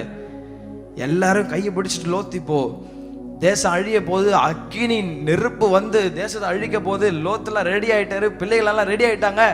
எல்லாத்தையும் விட்டுட்டு வேற வழி இல்லை, ஆண்டவர் சொல்லிட்டாரு ஓடிதான் ஆகணும். எல்லாத்தையும் விட்டுட்டு இப்போ கடகடகட வெளியே ஓடினா நான் நினைக்கிறேன் இந்த அம்மாவும் ஓடிதான் இருப்பாங்க. லோத்து சொல்லியே கூப்பிட்டு வந்திருப்பாரு, அம்மா பின்னாடி தயவு செஞ்சு திரும்பி பார்த்துடாத, என் பின்னாடி அமைதியா ஓடி வந்துருன்னு. ஆனா மாம்சம் பாருங்க, நான் நினைக்கிறேன் இந்த அம்மா திரும்பி என் மனசுல ஓடி இருந்திருக்கும், ஐயோ பீரோல அவ்வளவு புடவை இருக்குதே, அவ்வளவு நகை இருக்குதே, எல்லாம் வீணா போயிடுவேன்னு திரும்பி பார்த்தவள் உப்பு தூணாக மாறி போயிட்டாள். ஆமென். அதனாலதான் ஆண்டவர் புதிய ஏற்பாட்டிலையும் லூக்கா 17ஆம் அதிகாரம் 32ஆம் வசனத்தை நீங்க வீட்டுல வாசிச்சு பார்த்தீங்கன்னா, லோத்தின் மனைவியை நினைத்து கொள்ளுங்கள் என்று ஆண்டவர் புதிய ஏற்பாட்டில் எழுதியிருக்கிறார். ஏன் எழுதியிருக்கிறார் தெரியுமா? லோத்து முந்தினவைகளை நினைத்தால், பூர்வமானத்துல அவனுடைய எண்ணம் ஃபுல் அதுல தான் இருந்துச்சு. ஐயோ இது அழிஞ்சிருமே. இன்னைக்கு ஆண்டவர் உங்க வாழ்க்கையில புதிய காரியத்தை செய்ய உண்மை உள்ளவராக இருக்கிறார். ஆனா எப்ப செய்வாருன்னா, முந்தினவைகள் எல்லாம் மறந்து உங்க பாவத்தெல்லாம் ஒரு பக்கம் வெறுத்து ஒதுக்கி ஆண்டவர் நியமித்திருக்கிற ஓட்டத்தில் ஆண்டவரை மாத்திரம் முன்னிறுத்தி நீங்க ஓடுவீங்கன்னு சொன்னா அவர்களுக்கு கொடுக்கப்படுகிற வாக்குத்தத்தம் தான், இதோ புதிய காரியத்தை நான் செய்கிறேன். ஆமென். ஆண்டவர் எல்லாருக்கும் அப்படியே வாக்குத்தத்தை கொடுத்துட மாட்டார். அப்படி கொடுத்தாருன்னு வச்சுக்கோங்களேன், நம்மளாம் நிச்சயம் ஆண்டவர் மறந்துடுவோம். நான் போன வாட்டி சொன்ன நம்முடைய இருதயம் மகா கேடு நிறைந்துதான், நன்றியே இல்லாத ஒரு இருதயமா. எனக்கு அந்த வசனம் ரொம்ப பிடிக்கும், நன்றியே இல்லாத ஒரு இருதயம். அந்த இருதயம் இன்னைக்கு வெட்டப்படணும், சிந்தை வெட்டப்படணும், கண்கள் வெட்டப்படணும், காதுகள் விருத்த சேதனம் பண்ணப்படணும், இருதயம் விருத்த சேதனம் பண்ணப்படணும். ஆமென். ஆண்டவர் பரிசுத்தத்தை எதிர்பார்க்கிறாருங்க. இன்னைக்கு பரிசுத்தம் இல்லாமல் ஒருவனும் தேவனை தரிசிக்க முடியாது. அதனாலதான் இங்க பலிபீடத்துல இருந்து பிரசங்கம் பண்ணும் போதும், போதகர் பிரசங்கம் பண்ணும் போதும் பலிபீடத்துல இருந்து உங்களை குத்துவார். ஏன் குத்துறாரு, ஏன் உங்களை அக்கினில திருப்பி போடுறாருன்னு சொன்னா, நீங்கள் வரும்போது வெளியே கோல்டா ஒரு நல்ல அழகா வெளியே வரணும்னு சொல்லிட்டு தான் இங்க இருந்து குத்திட்டே இருக்கிறாங்க. நம்ம எத்தனை பேர் அது விசுவாசமா ஏற்றுக்கொள்கிறீர்கள்? நீங்க அநேகருக்கு வந்து அது பிடிக்காது. பாஸ்டர் என்னையே குறிச்சு பேசுறாரு, என்னையே குத்தி காட்டுறாரு. ஆமா, அவருக்கு வேற வேலை இல்லை பாருங்க, உங்களையே குத்தி குத்தி பேசுறது. நீங்க நிறைய பேரோட எண்ணம் அப்படிதான் இருக்குது. பாஸ்டர் என்னையே குத்தி பேசுறாரு, எனக்கு நேராவே பேசுறாரு. நீதிமான் கொட்டும் போது அந்த தலைக்கு எண்ணெய போல இருக்குதான். அவன் எத்தனை பேர் விசுவாசிக்கிறீங்க? எங்க அப்பா என்ன அப்படிதான் வளர்த்தாரு. நான் சின்ன வயசுல இருக்கும் போது எல்லாரும் பார்ப்பாங்க, நான் எதனா எல்லாரும் சுத்தி இருக்கிறவங்களாம் பேசியிருப்பாங்க, நானும் எதனா பண்ணியிருப்பேன்னு நினைக்கிறேன். அப்போ எனக்கு கரெக்டாக ஞாபகம் இல்லை. எல்லாரும் பார்க்கும்போது என்னை ஸ்டேஜ் மேலே கூப்பிட்டு நிற்க வச்சு மண்டையில் நறுக்கு விழும், கொட்டு விழும். அப்போ அது ஒரு மாதிரி தான் இருக்கும். ஆனால் அந்த காலங்களெல்லாம் நான் திரும்பி பார்க்குறேன், அன்னைக்கு கடிந்து கொண்டதுனால தான் ஆண்டவர் இன்னைக்கு நல்லா உயர்த்தி இன்னைக்கு நல்ல ஸ்தானத்தில் வச்சிருக்கிறார். ஆமென். நீதிமான் கொட்டும் போது அவர் தயவாய் கொட்டட்டும், அது என் தலைக்கு எண்ணெயை போல இருக்குதான். பலிபீடத்திலிருந்து இங்க குத்துறாங்க. மோசே குத்திட்டே தான் இருந்தார் ஜனங்களை, இப்படி நடங்கப்பா, அப்படி நடக்காதப்பா, ஆண்டவர் வாழ்க்கையில புதிய காரியத்தை செய்ய விரும்புறாரு, முந்தினதை நினைக்காத, பூர்வமானதை சிந்திக்காத, ஆண்டவர் கொடுத்த 10 கட்டளைகளை கை கொள்ளு எல்லாம் சொல்லியும் குத்தி குத்தி நெருப்புல திருப்பி போட்டு ஜனங்க இருதயம் கடினம் உள்ளவர்களாய் காணப்பட்டார்கள். ஆமென். கடைசியில் ஆண்டவர் என்ன பண்ணாரு பாருங்க, 2 பேர் தான் உள்ள போனாங்க, மத்த எல்லாரையும் ஆண்டவர் அழிச்சிட்டார். திருப்பியும் அடிமை தனத்துக்கு ஆண்டவர் ஒப்பு கொடுத்துட்டாராம். ஆமென். சத்தமா ஆமென் சொல்லுங்க பாப்போம். ரோமர் 1ஆம் அதிகாரம் 21வது வசனம் ஒரு அழகான வசனம் இருக்குது. அவர்கள் தேவனை அறிந்தும், யாரோ ஒருத்தர் வாசிங்க பாப்போம். ரோமர் 1ஆம் அதிகாரம் 21ஆம் வசனம். அவர்கள் தேவனை அறிந்தும் அவரை தேவன் என்று மகிமைப்படுத்தாமலும் ஸ்தோத்தரியாமலும் இருந்து தங்கள் சிந்தனைகளினாலே வீணரானார்கள். உணர்வில்லாத அவர்களுடைய இருதயம் இருளடைந்தது. உணர்வில்லாத அவர்களுடைய இருதயம் என்ன ஆச்சா? இருள் அடைஞ்சிருச்சு. ஆண்டவர் சிலத்துல சொல்லி சொல்லி பார்ப்பாரு, சொல்லி பார்த்தாரு. மோசேவை அனுப்பி ஆண்டவர் சொல்லி பார்த்தாரு, இப்படி நடக்காதீங்க, இப்படி நடங்க, ஆண்டவர் சொல்லி பார்த்தாரு. இருதயம் அவர்கள் தேவனை அறிந்தும், நல்லா புரிஞ்சுக்குங்க, இந்த ஜனங்களுக்கு ஆண்டவர் பத்தி யாருமே தெரியாதுன்னா கிடையாது. ஆண்டவர் 40 வருஷம் ஆண்டவருடைய அதிசயத்தை பார்த்தவங்க, மன்னாவை அனுப்பினவர், காடையை அனுப்பினவர், எல்லாவற்றையும் கண்கூடாக பார்த்தவங்க. தேவனை அறிந்தும் சிந்தனையிலே வீணனானார்கள். உணர்வில்லாத இருதயம் இருள் அடைஞ்சிருச்சான். இருதயம் இருள் அடைஞ்சிருச்சுன்னு சொன்னா ஆண்டவர் தங்களுடைய வழிகளுக்கு ஒப்பு கொடுத்துட்டார். அதுக்கு அடுத்த வருஷம் தான் போட்டிருக்கு, தங்களுடைய வழிகளுக்கு ஒப்பு கொடுத்துட்டார். பலிபீடத்திலிருந்து இன்னைக்கு ஆண்டவர் உங்களை குத்துவாரு, திருப்பி போடுவாரு. ஏன்னா அவர் என்னை சோதிக்கட்டும், அப்போது நான் பொன்னாக விழுகுவேன். பொன்னாக விலகிறது சாதாரணமானது இல்லை. குத்துவாங்க, பலிபீடத்துல இருந்து குத்துவாங்க. சும்மா குத்துறது இல்லை, சும்மா திருப்பி போடுறது இல்லை.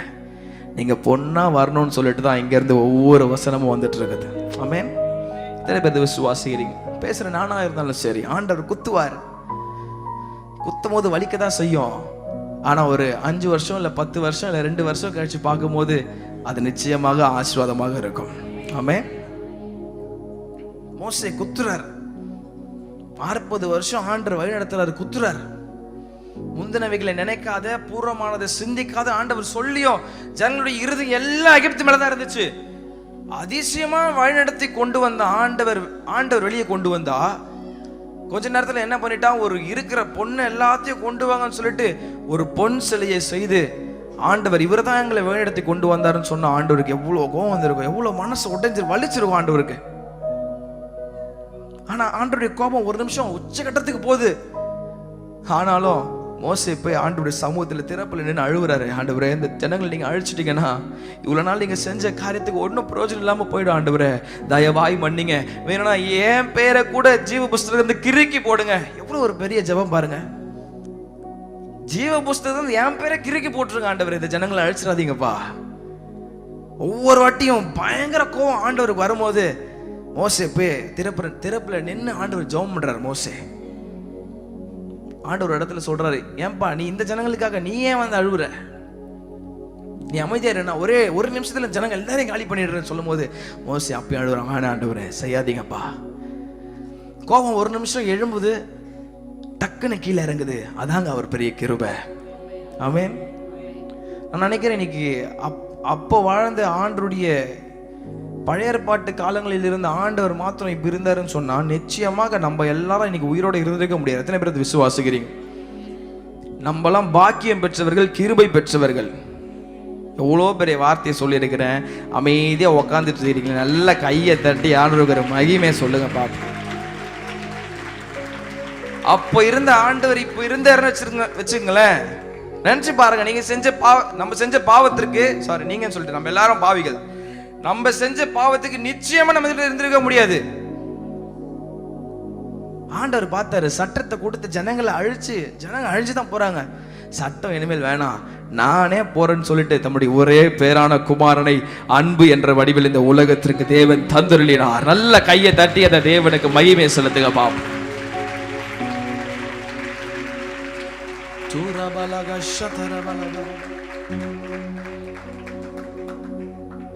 இவ்வளோ கோபம் ஆண்டவருக்கு இருந்துச்சு. மோசே ஆண்டவர் சமூகத்தில் போய் ஜெபம் பண்றாரு, ஆண்டவர் இந்த ஜனங்களை அழிச்சிடாதீங்க ஆண்டவரே. ஆண்டவர் வாக்குத்தத்தம் கொடுக்குறாரு. ஓகே, நான் உன் ஜெபத்தை கேட்டேன் மோசே, இந்த ஜனங்களை ஒரு காரியத்தை பண்ண சொல்லு, நான் உங்க வாழ்க்கையில புதிய காரியங்களை தோன்ற பண்ணுவேன். அது என்ன காரியம்னா, முந்தினவைகளை நினைக்காமல் பூர்வமானவைகளை சிந்திக்காமல் நீங்க இருந்தீங்கன்னு சொன்னா ஆண்டவர் வாக்குத்தத்தை கொடுக்கிறார். இதோ புதிய காரியத்தை செய்யற, அது இப்பொழுதே தோன்றும். வனாந்திரத்தில் வழிகளை உண்டு பண்ணுகிற தேவன் அவர் நம்மோடு கூட இன்றைக்கும் அதிசயங்களை செய்து கொண்டிருக்கிறார். அப்போ ஆண்டவர் தண்ணீரை பிளந்து பாதையை உண்டாக்குனார். ஆனா இப்ப ஆண்டவர் சொல்றாரு, வனாந்திரத்துல வழிகளை உண்டு பண்ணுகிறேன். ஒருவேளை உன் வாழ்க்கை வனாந்திரமா இருக்குதா? இந்த காரியம் எப்படி நடக்க போகுது? இந்த புது வருஷத்துக்குள்ள நான் போக போறேன். ஒருவேளை நீங்க நினைச்சிருக்கலாம், எல்லாம் முடிஞ்சிருச்சு, இனிமேல் என்ன இருக்குது என் வாழ்க்கையில? தற்கொலை எண்ணம் அதிகமாக வந்திருக்கலாம். இந்த காரியத்தை நான் எப்படி செய்ய போறேன்?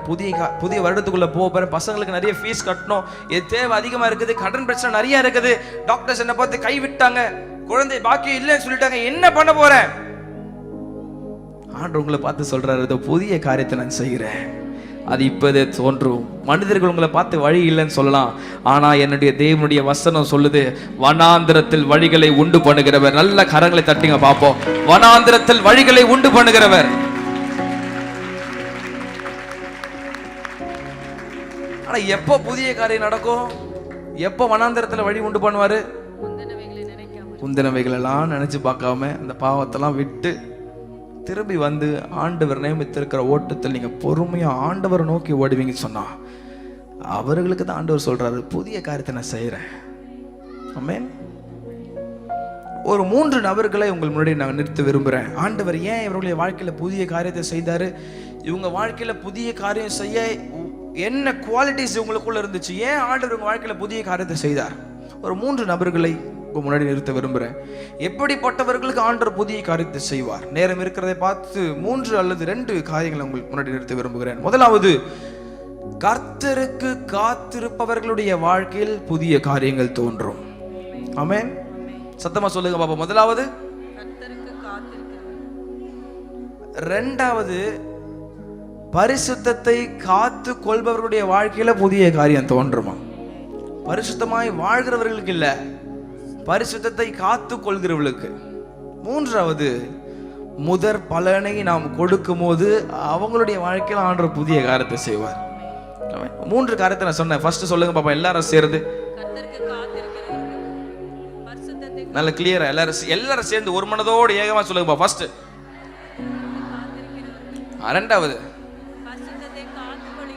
மூன்றாவது, முதலாவது எடுத்துக்கொள்ளுங்க. கர்த்தருக்கு காத்திருப்பவர்களுடைய வாழ்க்கையில புதிய காரியம் தோன்றும். நீங்க வீட்டில் போய் பொறுமையா வாசிச்சு பாருங்க. நான் கடகடன்னு சொல்லி முடிச்சிடுறேன். யோபுவை குறித்து ஆண்டவர் இந்த இடத்துல எழுதுறாரு. யோபு 1ஆம் அதிகாரம் 2, 3 எல்லாத்தையும் நீங்கள் வீட்டில் பொறுமையாக உட்கார ஃப்ரீயாக டைமில் யோபு புஸ்தகத்தை எல்லாம் வாசிச்சு பாருங்க. ஒரே காரியத்தை மாத்திரம் நம்ம சொல்ல முடியும் யோபுவை பார்த்து. யோபு கடைசி வரைக்கும் கர்த்தருடைய சமூகத்தில் காத்திருக்கிறவனாய் காணப்பட்டான். ஆமென்.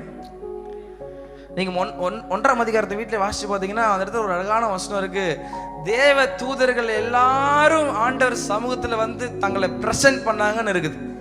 அதுக்கு அடுத்த லைனே ஒரு லைன் நீங்க அண்டர்லைன் பண்ணலாம். என்ன வசனம் தெரியுமா? சாத்தானும் அவர்கள் நடுவில் வந்து நின்றான். நான் ஆச்சரியப்பட்டேன். மகா பரிசுத்தமான ஸ்தலத்துல தேவதூதர்கள் நிற்கிறது ஆச்சரியப்படக்கூடிய காரியம் கிடையாது. ஏன்னா மகா பரிசுத்த ஸ்தலத்தில் ஆண்டவர் அவர்களை உண்டாக்கினார், அவர்களை துதிக்கிறதுக்காக உண்டாக்கினார். ஆனா சாத்தானும் அவர்கள் நடுவில் வந்து நின்றான். ரொம்ப ஆச்சரியமா இருந்துச்சு. அப்போ இன்னொரு வசனம் நான் கடகடன் எடுத்து வாசிச்சு பார்க்கும்போது அப்போதே ஞாபகம் வந்து ஆண்டவர் சாத்தானை குறித்து ஒரு இடத்துல அழகா சொல்றாரு. அவன் உலகமெங்கும் சுற்றி திரிந்து கர்ஜிக்கிற சிங்கம் போல, வசனம் வரலையே, யாரை விழுங்கலாமோ என்று வகை தேடி சுற்றி தெரிஞ்சுட்டே தான் இருப்பான். நான் நினைக்கிறேன் அவன் இங்கேயே சுற்றிட்டு தான் இருக்கிறான். ஏன்னா தேவ சமூகத்துக்குள்ளேயே நிற்கிறான்னு சொன்னா நிச்சயமா அவன் சபைக்குள்ளே இருக்க வாய்ப்பு இருக்குது. சுத்திட்டு தான் இருப்பான். யார் உண்மையா வார்த்தையை கவனிக்கிறா, யாரு உண்மையா வார்த்தையை கவனிக்காம யார் தூங்கிட்டு இருக்கிற எல்லாத்தையும் பார்த்துட்டு இருப்பான். பார்த்து ஒரே நிமிஷம் தூக்கிட்டு போயிடுவான். அப்போ எல்லாரும் நிற்கும் போது பிசாசும் அவர்கள் நடுவில் வந்து நின்றான். ஆண்டவர் பார்த்து கேட்கிறாரு, பிசாசை பார்த்து, எங்கப்பா போயிட்டு வர?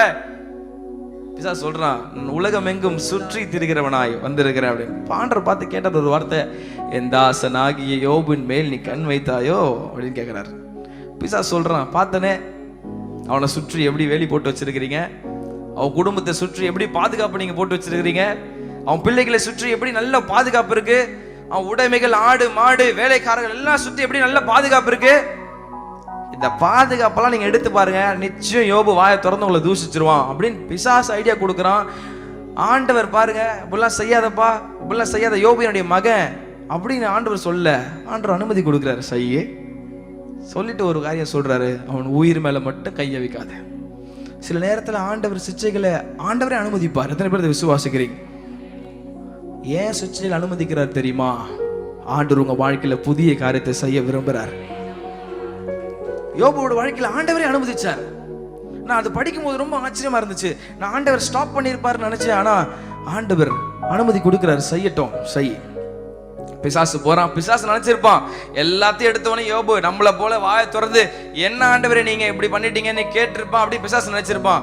ஆனா பிசாசுடைய கணிப்பு தப்பா போயிடுச்சு. போயிட்டு எல்லாத்தையும் அழிச்சிடுறான் பிசாசு.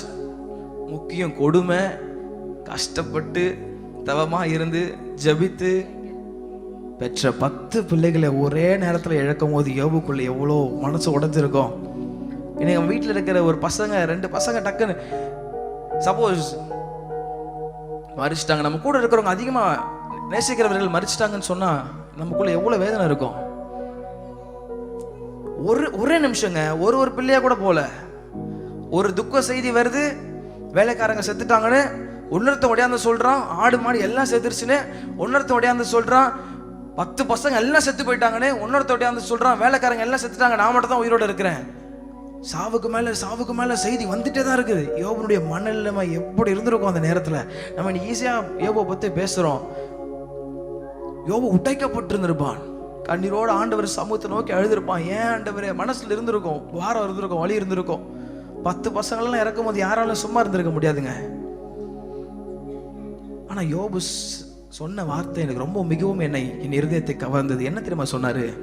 கர்த்தர் கொடுத்தார், கர்த்தர் எடுத்தார், கர்த்தருக்கே எல்லா மகிமை உண்டாகட்டும். நல்ல கையை தட்டி அந்த மகிமை.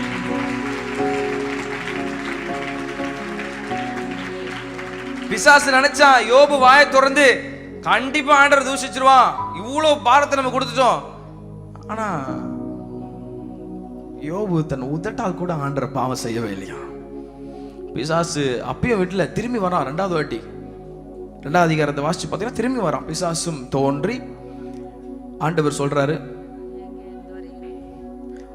பிசாசு இப்ப வந்து ஆண்டவர்கிட்ட சொல்றான், நீங்க தோலுக்கு சதைக்கு சதை, தோலுக்கு தோல் எல்லாத்தையும் எடுத்து பாருங்க, நிச்சயமா இப்போ நான் சொல்றேன் யோபு வாயை திறந்து ஆண்டவர் உங்களை தூஷிச்சிருவான். அப்பயும் ஆண்டவர் நிறுத்தல. எல்லாத்தையும் இழந்தோம் பாருங்க. நான் ரொம்ப ஆச்சரியமா இருந்துச்சு படிக்கும் போதெல்லாம். எல்லாமே இழந்துட்டான், ஆல்மோஸ்ட் எல்லாமே காலி. யோபும் தன் மனைவி மட்டும் தான் இருக்கிறாங்க. மேபி கூட பேர் கொஞ்சம் வேலைக்காரங்க இருந்திருக்கலாம். எல்லாமே இழந்தும் திருப்பி பிசாசு வரான். திருப்பி சொல்றான் ஆண்டவர் கிட்ட, இப்போ இதை பண்ணி பாருங்க, நிச்சயமா யோபு தூஷிச்சிருவான். அப்பயும் ஆண்டவர் நிறுத்தல.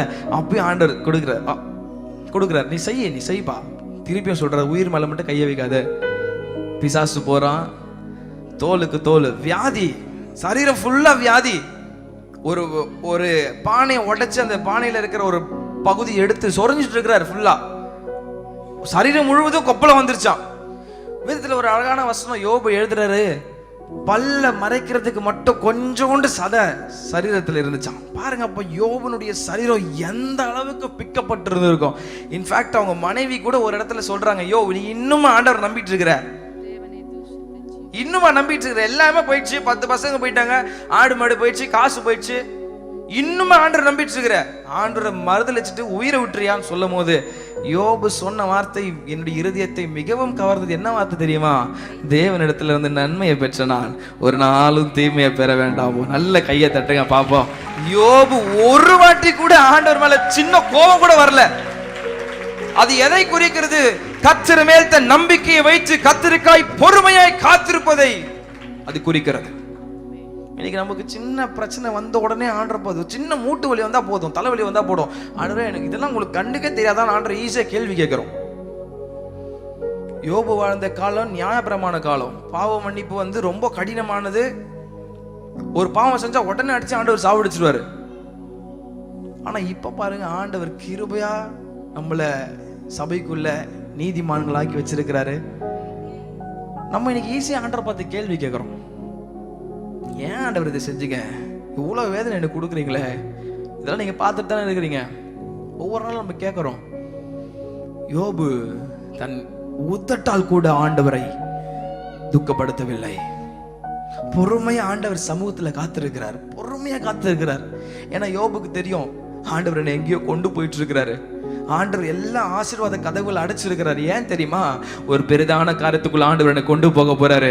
ஒரு புதிய காரியத்தை ஆண்டவர் என் வாழ்க்கையில செய்ய போறாரு. அதனாலதான் இப்படிப்பட்ட பிரச்சனைகள், அதனாலதான் இப்படிப்பட்ட பாடுகள், அதனாலதான் இப்படிப்பட்ட துக்கங்கள் என் வாழ்க்கையில வந்து கொண்டிருக்கிறது. ஏன்னா ஆண்டவர் என் வாழ்க்கையில புதிய காரியத்தை தோன்ற பண்ண விரும்புறாருன்னு யோபுக்கு அறிந்திருந்தான். யோபு ஒரு நாள் நினைச்சு பார்க்கல, ஐயோ இப்படி நடந்துருச்சே, முந்தினவைகளை குறித்து யோபு யோசிக்கவே இல்லை. பூர்வமானவைகள் மேல யோபு சிந்தனை இல்லவே இல்லை. ஐயோ இப்படி நடந்துருச்சு, என் பசங்க செத்து போயிட்டாங்களே, இப்படி ஆடு மாடு போயிடுச்சு, என் உடம்பு எல்லாம் போயிடுச்சு, ஒரு நாள் யோபு யோசிச்சு பார்க்கவே இல்லை.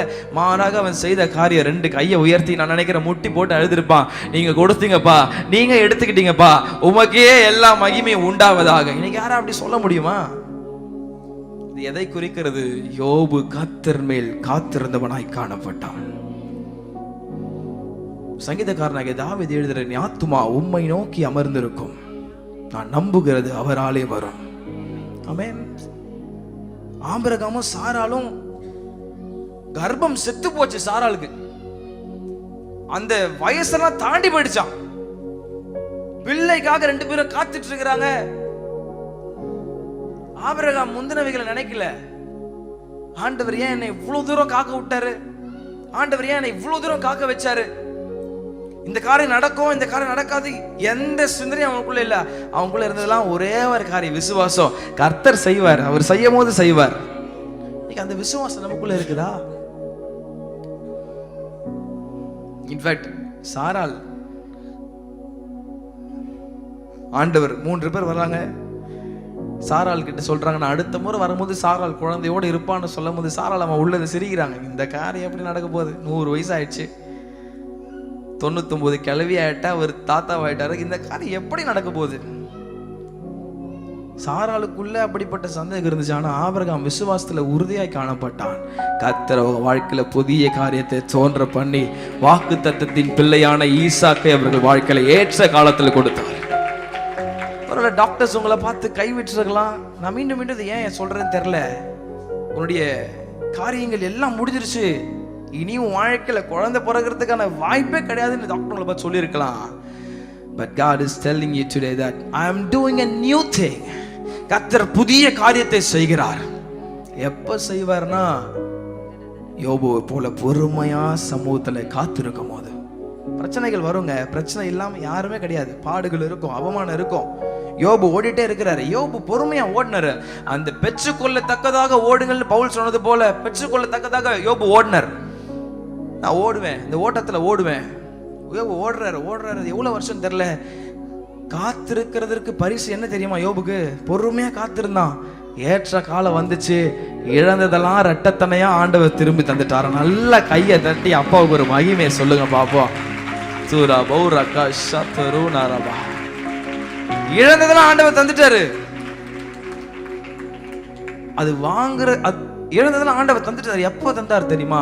பலிபீடத்திலிருந்து அவனை குத்தி ஆண்டவர் திருப்பி அக்கினியில போட்டு ஆண்டவர் உருவ குத்தி அவனை ஒவ்வொரு நாளும் புடமிட்டு அவருடைய சித்தம் நிறைவேறும் அளவும் ஆண்டவரோட புடமிட்டு ஒரு குறிப்பிட்ட காலம் வந்துச்சு. இழந்த எல்லாத்தையும் ஆண்டவர் திரும்ப யோபுகிட்டே கொடுத்துட்டாராம். ஆமென். சங்கீதக்காரனாக ஏதாவது ஒரு வருஷம் அழகா எழுதுறாரு. சங்கீதம் 105:19 யாரா வாசிங்க பார்ப்போம். சங்கீதம் 105:19. கர்த்தர் சொன்ன வார்த்தை நிறைவேறும் அளவும் அவருடைய வசனம் அவனை புடமிட்டது. கர்த்தர் சொன்ன வார்த்தை நிறைவேறும் அளவும் அவருடைய வசனம் அவனை புடமிட்டது. இந்த வசனத்தை ஏறக்குறைய ஒரு 1.5 மாதமாக நான் தியானிச்சுட்டு இருக்கிறேன். இந்த வசனம் மட்டும் என் ஜெபத்துல அதிகமா வந்துட்டே இருக்குது. ஆண்டவரே உங்க சித்தம் நிறைவேறும் அளவும் என்னை மோல்ட் பண்ணுங்க, என்னை உடைங்க, என்னை புடமிடுங்க. புடமிடுங்க என்பது என்ன அர்த்தம் தெரியுமா? ஆண்டவர் உங்களை உள்ள குத்துவாரு, ஆண்டவர் உங்களை அக்கினியில திருப்பி போடுவாரு. புடமிடுறது என்பது ஆண்டவர் உங்களை உடைச்சு மீண்டும் உருவாக்குறதா புடமிடுங்கன்ற அர்த்தம். ஆமென். அதனாலதான் யோபு எழுதுறாரு, அவர் என்னை சோதிக்கட்டும், அவர் என்னை சோதித்த பிறகு நான் பொன்னாக விளங்குவேன். அவர் என்னை சோதிக்கட்டும். யோபு தேவ சித்தத்திற்கு தன் வாழ்க்கையை ஒப்பு கொடுத்தான். சங்கீதக்காரங்க எழுதுறாரு பாருங்க, அவருடைய சித்தம் நிறைவேறும் அளவும் அவருடைய வசனம் அவனை புடமிட்டதான். ஆகவே வசனம் ஒரு மனிதனை புடமிடும். ஆமென். வசனம் ஒரு மனிதனை உருவாக்கும். எத்தனை பேர் விசுவாசிக்கிறீங்க? வசனம் ஒரு மனிதனை உயர்த்தும். வசனம் புடமிட்டுச்சு. யோபு புடமிட்டதே இருந்துச்சு. யோபு அப்பெல்லாம் வாயை திறந்து ஏன்பா இப்படி செய்தீங்கன்னு சொல்லியிருந்தா நம்மலாம் இன்னைக்கு யோபு குறித்து பேசியிருந்திருக்க மாட்டோம். ஆமென். ஆனா யோபு நமக்கு உன்மாதிரியாக பொறுமை உள்ளவனாய் எல்லாவற்றையும் சகித்து, கர்த்தர் தானே கொடுத்தாரு, என்னால என்ன வந்துச்சு, கர்த்தர் கொடுத்தாரு, அவர் எடுத்துட்டாரு. ஈஸியா ஒரு என்னால மேபி பேசுற என்னால கூட எடுத்துக்க முடியாதுன்னு எனக்கு தெரியுமா தெரியல. எல்லாத்தையும் இழந்து அவன் எப்படி சொல்லியிருப்பான்னு எனக்கு தெரியல. யோபுக்கு பரலோகத்தில் போன ஒரு பெரிய சல்யூட்டே அடிக்கலாம். அவ்வளோ பொறுமை. அதனாலதான் பாருங்க, பொறுமையா இருந்ததுனால எல்லாத்தையும் ஆண்டவர் ரெட்டை தனியா கொடுத்தாரு. பசங்களை 10 பசங்க செத்து போனாங்கல்ல, 10 பசங்களே திருப்பி கொடுத்தாராம். ஆடு மாடு எல்லாம் கொஞ்சம் தான் இருந்துச்சு, இப்ப ரெட்டை தனியா ஆண்டவர் திருப்பி கொடுத்தாரு. எல்லாத்தையும் கொடுத்தாரு, ஒரே மனைவி தான் விட்டு போனார். நான் நினைக்கிறேன் 2 கொடுத்துருந்தா யோபு அழுதுருப்பார், ஆண்டவரே இது 1 வச்சுட்டு நான் பெரிய பாடம் இருந்திருக்கிறேன், 2 வேணாம்பா. கர்த்தருக்கு காத்திருப்பவர்களுடைய வாழ்க்கையில் புதிய காரியம் தோன்றும். ஆமென். யோபுடைய வாழ்க்கையில் ஆண்டவர் தோன்ற பண்ணினார். யோபுக்கு கொஞ்சம் கூட நம்பிக்கையே இல்லை, அவ்வளவுதான். இன்ஃபேக்ட் பாருங்க, அவங்க நண்பர்கள் வர்றாங்க வீட்டுக்கு, தூரத்துல யோபனுடைய நிலைமையை பார்த்து அங்கேயே உக்காந்துட்டாங்களாம். 7 நாள் பேசவே இல்லை, வாயை திறந்து. அப்புறம் அவனே வாயை திறக்க ஆரம்பிச்சான். யோபு எதனா பண்ணிருப்பாரு, பண்ணிருக்காம ஆண்டவர் இப்படி தண்டிச்சிருக்கிறாரு. ஆமென். யோபு கண்டிப்பா எதனா பண்ணிருப்பாரு, எதனா பாவம் செஞ்சிருப்பாரு. பாவம் செய்யாம இப்படிப்பட்ட நிலைமை யாருக்கா வருமா? ஆண்டவர் என்ன சும்மா தண்டிப்பாரு? அவன் பேசுற பேச்செல்லாம் பாருங்க, சில நேரத்துல தீமையான மனிதர்களை கொண்டு ஆண்டவர் நம்மை புடமிடுவார். ஆண்டவர் உருவ குத்துவார், ஆண்டவர் அக்னியில போடுவார். ஏன் தெரியுமா? அவரை சோதிக்க சோதிக்க சோதிக்க நல்ல ஒரு ஷேப்புக்கா நீங்க வெளியே தங்கத்தை போல வருவீங்க. ஆமென். நண்பர்கள் வந்தாங்க, குத்துறாங்க, தீமையான வார்த்தைகள், பேக் ஸ்டாபிங் சொல்லுவாங்க பாத்தீங்களா, முதுகுக்கு பின்னாடி குத்துறது. அதுதான். கூட நல்லா இருந்த நண்பர்களே குத்த ஆரம்பிச்சுட்டான். நீ எதனா பண்ணிருப்பையா? பண்ணாமே ஆண்டவர் தண்டிக்கிறாரு. இன்னைக்கு எத்தனை பேர் அப்படி உங்களை சொல்லிட்டு இருக்கிறாங்க? கூட இருக்கிறவர்கள், உங்களை சுற்றி இருக்கிறவர்கள், உங்க வீட்டுக்குள்ளே இருக்கிறவங்க உங்களை சொல்லலாம், ஆண்டவர் இப்படி பண்றதுனாலதான் உன் நிலைமை எப்படி இருக்குதுன்னு. ஒரு நாளும் கவலைப்படாதீங்க. நீங்க பொண்ணா விளங்கணும்னு சொல்லிதான் ஆண்டவர் குத்துறாரு, ஆண்டவர் திருப்பி போடுறாரு, ஆண்டவர் உங்களை அக்கினியில போடுறாரு. ஏன் தெரியுமா? அவர் சித்தம் நிறைவேறும் அளவும் அவருடைய வசனம் உங்களை உடைக்கும், உங்களை புடமிடும். ஏன் தெரியுமா? கர்த்தருக்காய் காத்திருக்கிறவர்கள். ஒரு வசனம் அழகா இருக்குது, ஏசாயா 40:31 வசனத்தை யாராவது வாசிங்க பாப்போம்.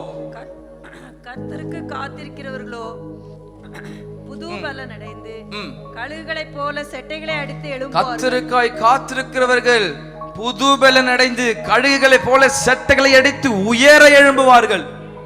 அவர்கள் ஓடினாலும் போதும். Thank you sister. உயர எழும்புவார்கள். சில நேரத்தில் ஆண்டவர் அனுமதிக்கிற சிக்ஷையெல்லாம் ஸ்டார்டிங்கில் வலிக்கும், உத்தமது வலிக்க தான் செய்யும். அதிலெல்லாம் பொறுமையாக யோபு போல காத்திருப்பீங்கன்னு சொன்னா ஆண்டவர் அவர்களுக்கு கொடுக்குற வாக்குத்தத்தம், புதிய காரியத்தை நான் செய்கிறேன். இந்த 2018 அநேக காரியங்களை நீங்கள் இழந்திருக்கலாம். உங்களை சுற்றி இருக்கிறவர்கள் உங்களை உருவ குத்தி இருக்கலாம், பின்னாடி குத்தி இருக்கலாம், அவமானமா பேசி இருக்கலாம், எல்லாவற்றையும் இழந்து போயிருக்கலாம். கர்த்தர் கொடுக்கிற கட்டளையை கை கொள்ளுங்கள், கர்த்தருக்காய் காத்திருங்கள். இந்த புதிய வருடத்துக்குள்ள நீங்கள் கால் எடுத்து வைக்கும் போது ஆண்டவர் உங்க கையை பிடித்து சொல்லுவாரு, நீ எனக்காய் காத்து இருக்கிற, அதனால நான் உன் வாழ்க்கையில புதிய காரியத்தை தோன்ற செய்ய விரும்புறேன். நல்ல கையை தட்டி ஆண்டவருக்கு மகிமை செலுத்துவோமா? கர்த்தருக்காய் காத்திருப்பவர்களுடைய வாழ்க்கையில புதிய காரியம் தோன்றும். ஆமென். 2வது காரியம் நான் என்ன சொன்னேன்? பரிசுத்தத்தை காத்து கொள்ளுகிறவனுடைய வாழ்க்கையில புதிய காரியம் தோன்றும். பரிசுத்தமா வாழ்றவங்களுடைய வாழ்க்கையில புதிய காரியம் இல்லை. இந்த பரிசுத்தமா வாழ்ந்துடலாம், ஆனா அந்த காத்து கொள்றது ரொம்ப கொஞ்சம் கடினமான காரியம். வேதத்துல ஒரு மனுஷன் பரிசுத்தத்தை கடைசி வரைக்கும் காத்துட்டு இருந்தார். ஆதியாகமத்தை வாசிச்சு பார்த்தீங்கன்னா யோசேப்புன்னு ஒருத்தர் இருந்தார். நம்ம எல்லாருக்கும் தெரியும், அநேகர் கேட்டிருப்போம். கடைசி வரைக்கும் பரிசுத்தத்தை காத்து கொண்டிருந்தான். யோசேப்புடைய வாழ்க்கையை நான் வாசிச்சு பார்க்கும்போது ரொம்ப வித்தியாசமா இருந்துச்சு. அவன் வாழ்க்கையில பிட்டர்னஸ், கசப்பு மேல கசப்பு மேல கசப்பு. எல்லா பிள்ளைகளை காட்டிலும் தகப்பன் யோசேப்பு மேல தனி பாசம் வச்சிருந்தாரு. அதை பார்த்து அண்ணன்மார்களுக்கு பொறாம வந்துருச்சு, வெறுப்பு வந்துருச்சு.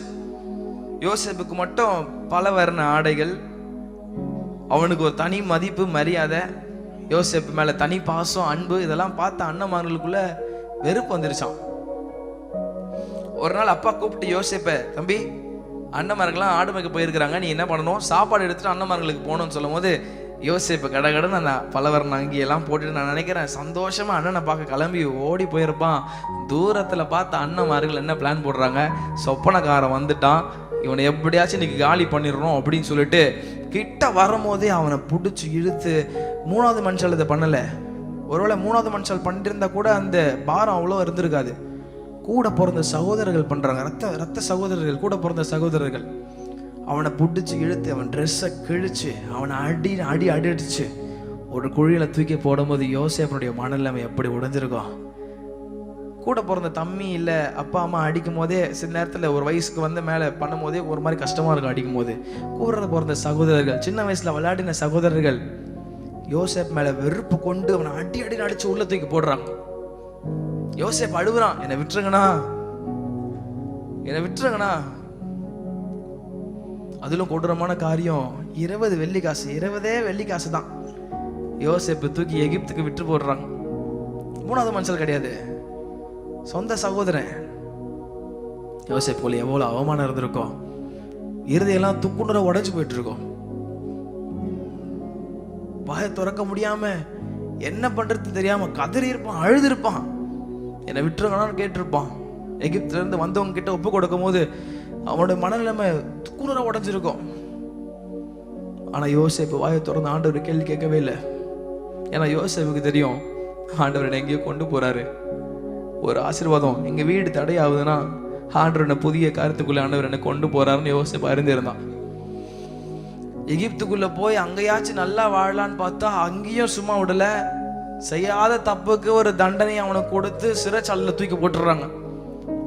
பாருங்க, யோசேப்பு மேல கசப்பு மட்டும் வந்துட்டே இருக்குது, கசப்பு மேல கசப்பு வருது. அவங்க கூட அப்பா அம்மா இல்லை, அவங்க கூட அண்ணன்மார்கள் கிடையாது, கூட சகோதரர்கள் இல்லை, கூட இருக்கிற நண்பர்கள் யாரும் இல்லை. ஆனா ஒருத்தர் மட்டும் கூடவே இருந்து நடத்தினாராம். ஒருத்தர் மாத்திரம் கூடவே இருந்து அவனுக்கு வெற்றியை கொடுத்தாரு. அவர் தான் தேவாதி தேவன், ராஜாதி ராஜன். கடைசி வரைக்கும் அவனோடு கூட இருந்து நடத்தினார்.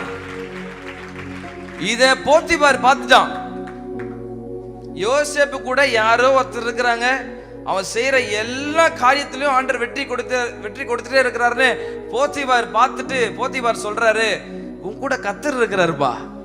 இன்னைக்கு எத்தனை பேர் நம்மளை குறிச்சு அப்படி சொல்றாங்க, உங்க கூட கர்த்தர் இருக்கிறாங்க, யாரும் அப்படி சொல்றாங்களா? யோசேப்பு பாருங்க, எதை தொட்டாலும் அது நல்லா விளங்குச்சான். இன்னைக்கு நிறைய பேர் வித்தியாசமான கிருபை பெற்றவர்கள்லாம் இருக்கிறாங்க.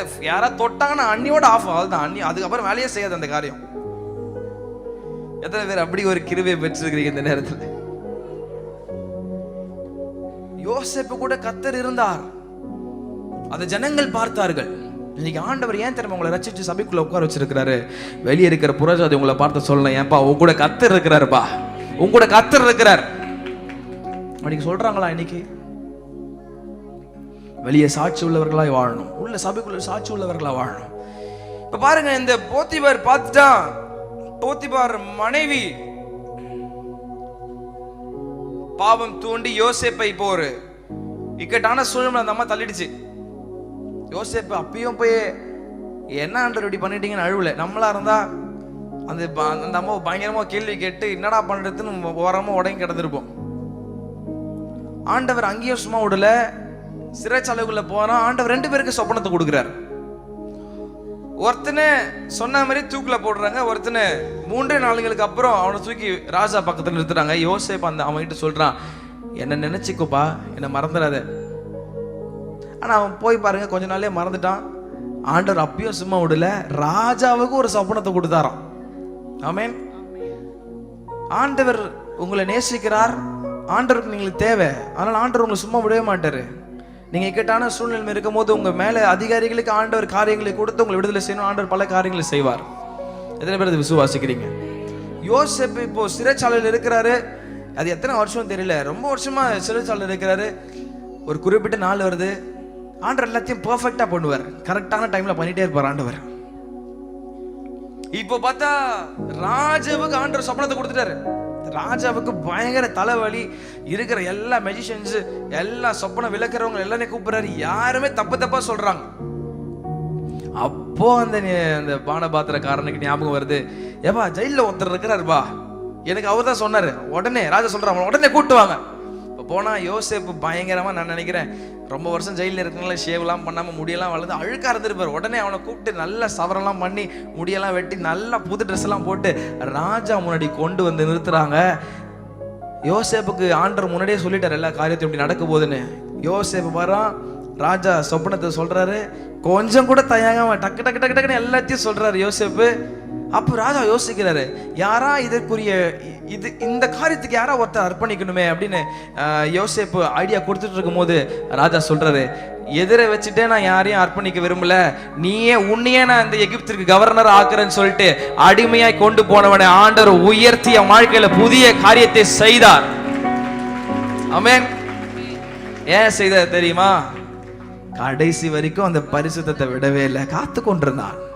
இந்த பரிசுத்தம் அவன் மேல ஒரு போர்வை போல இருந்துச்சான்.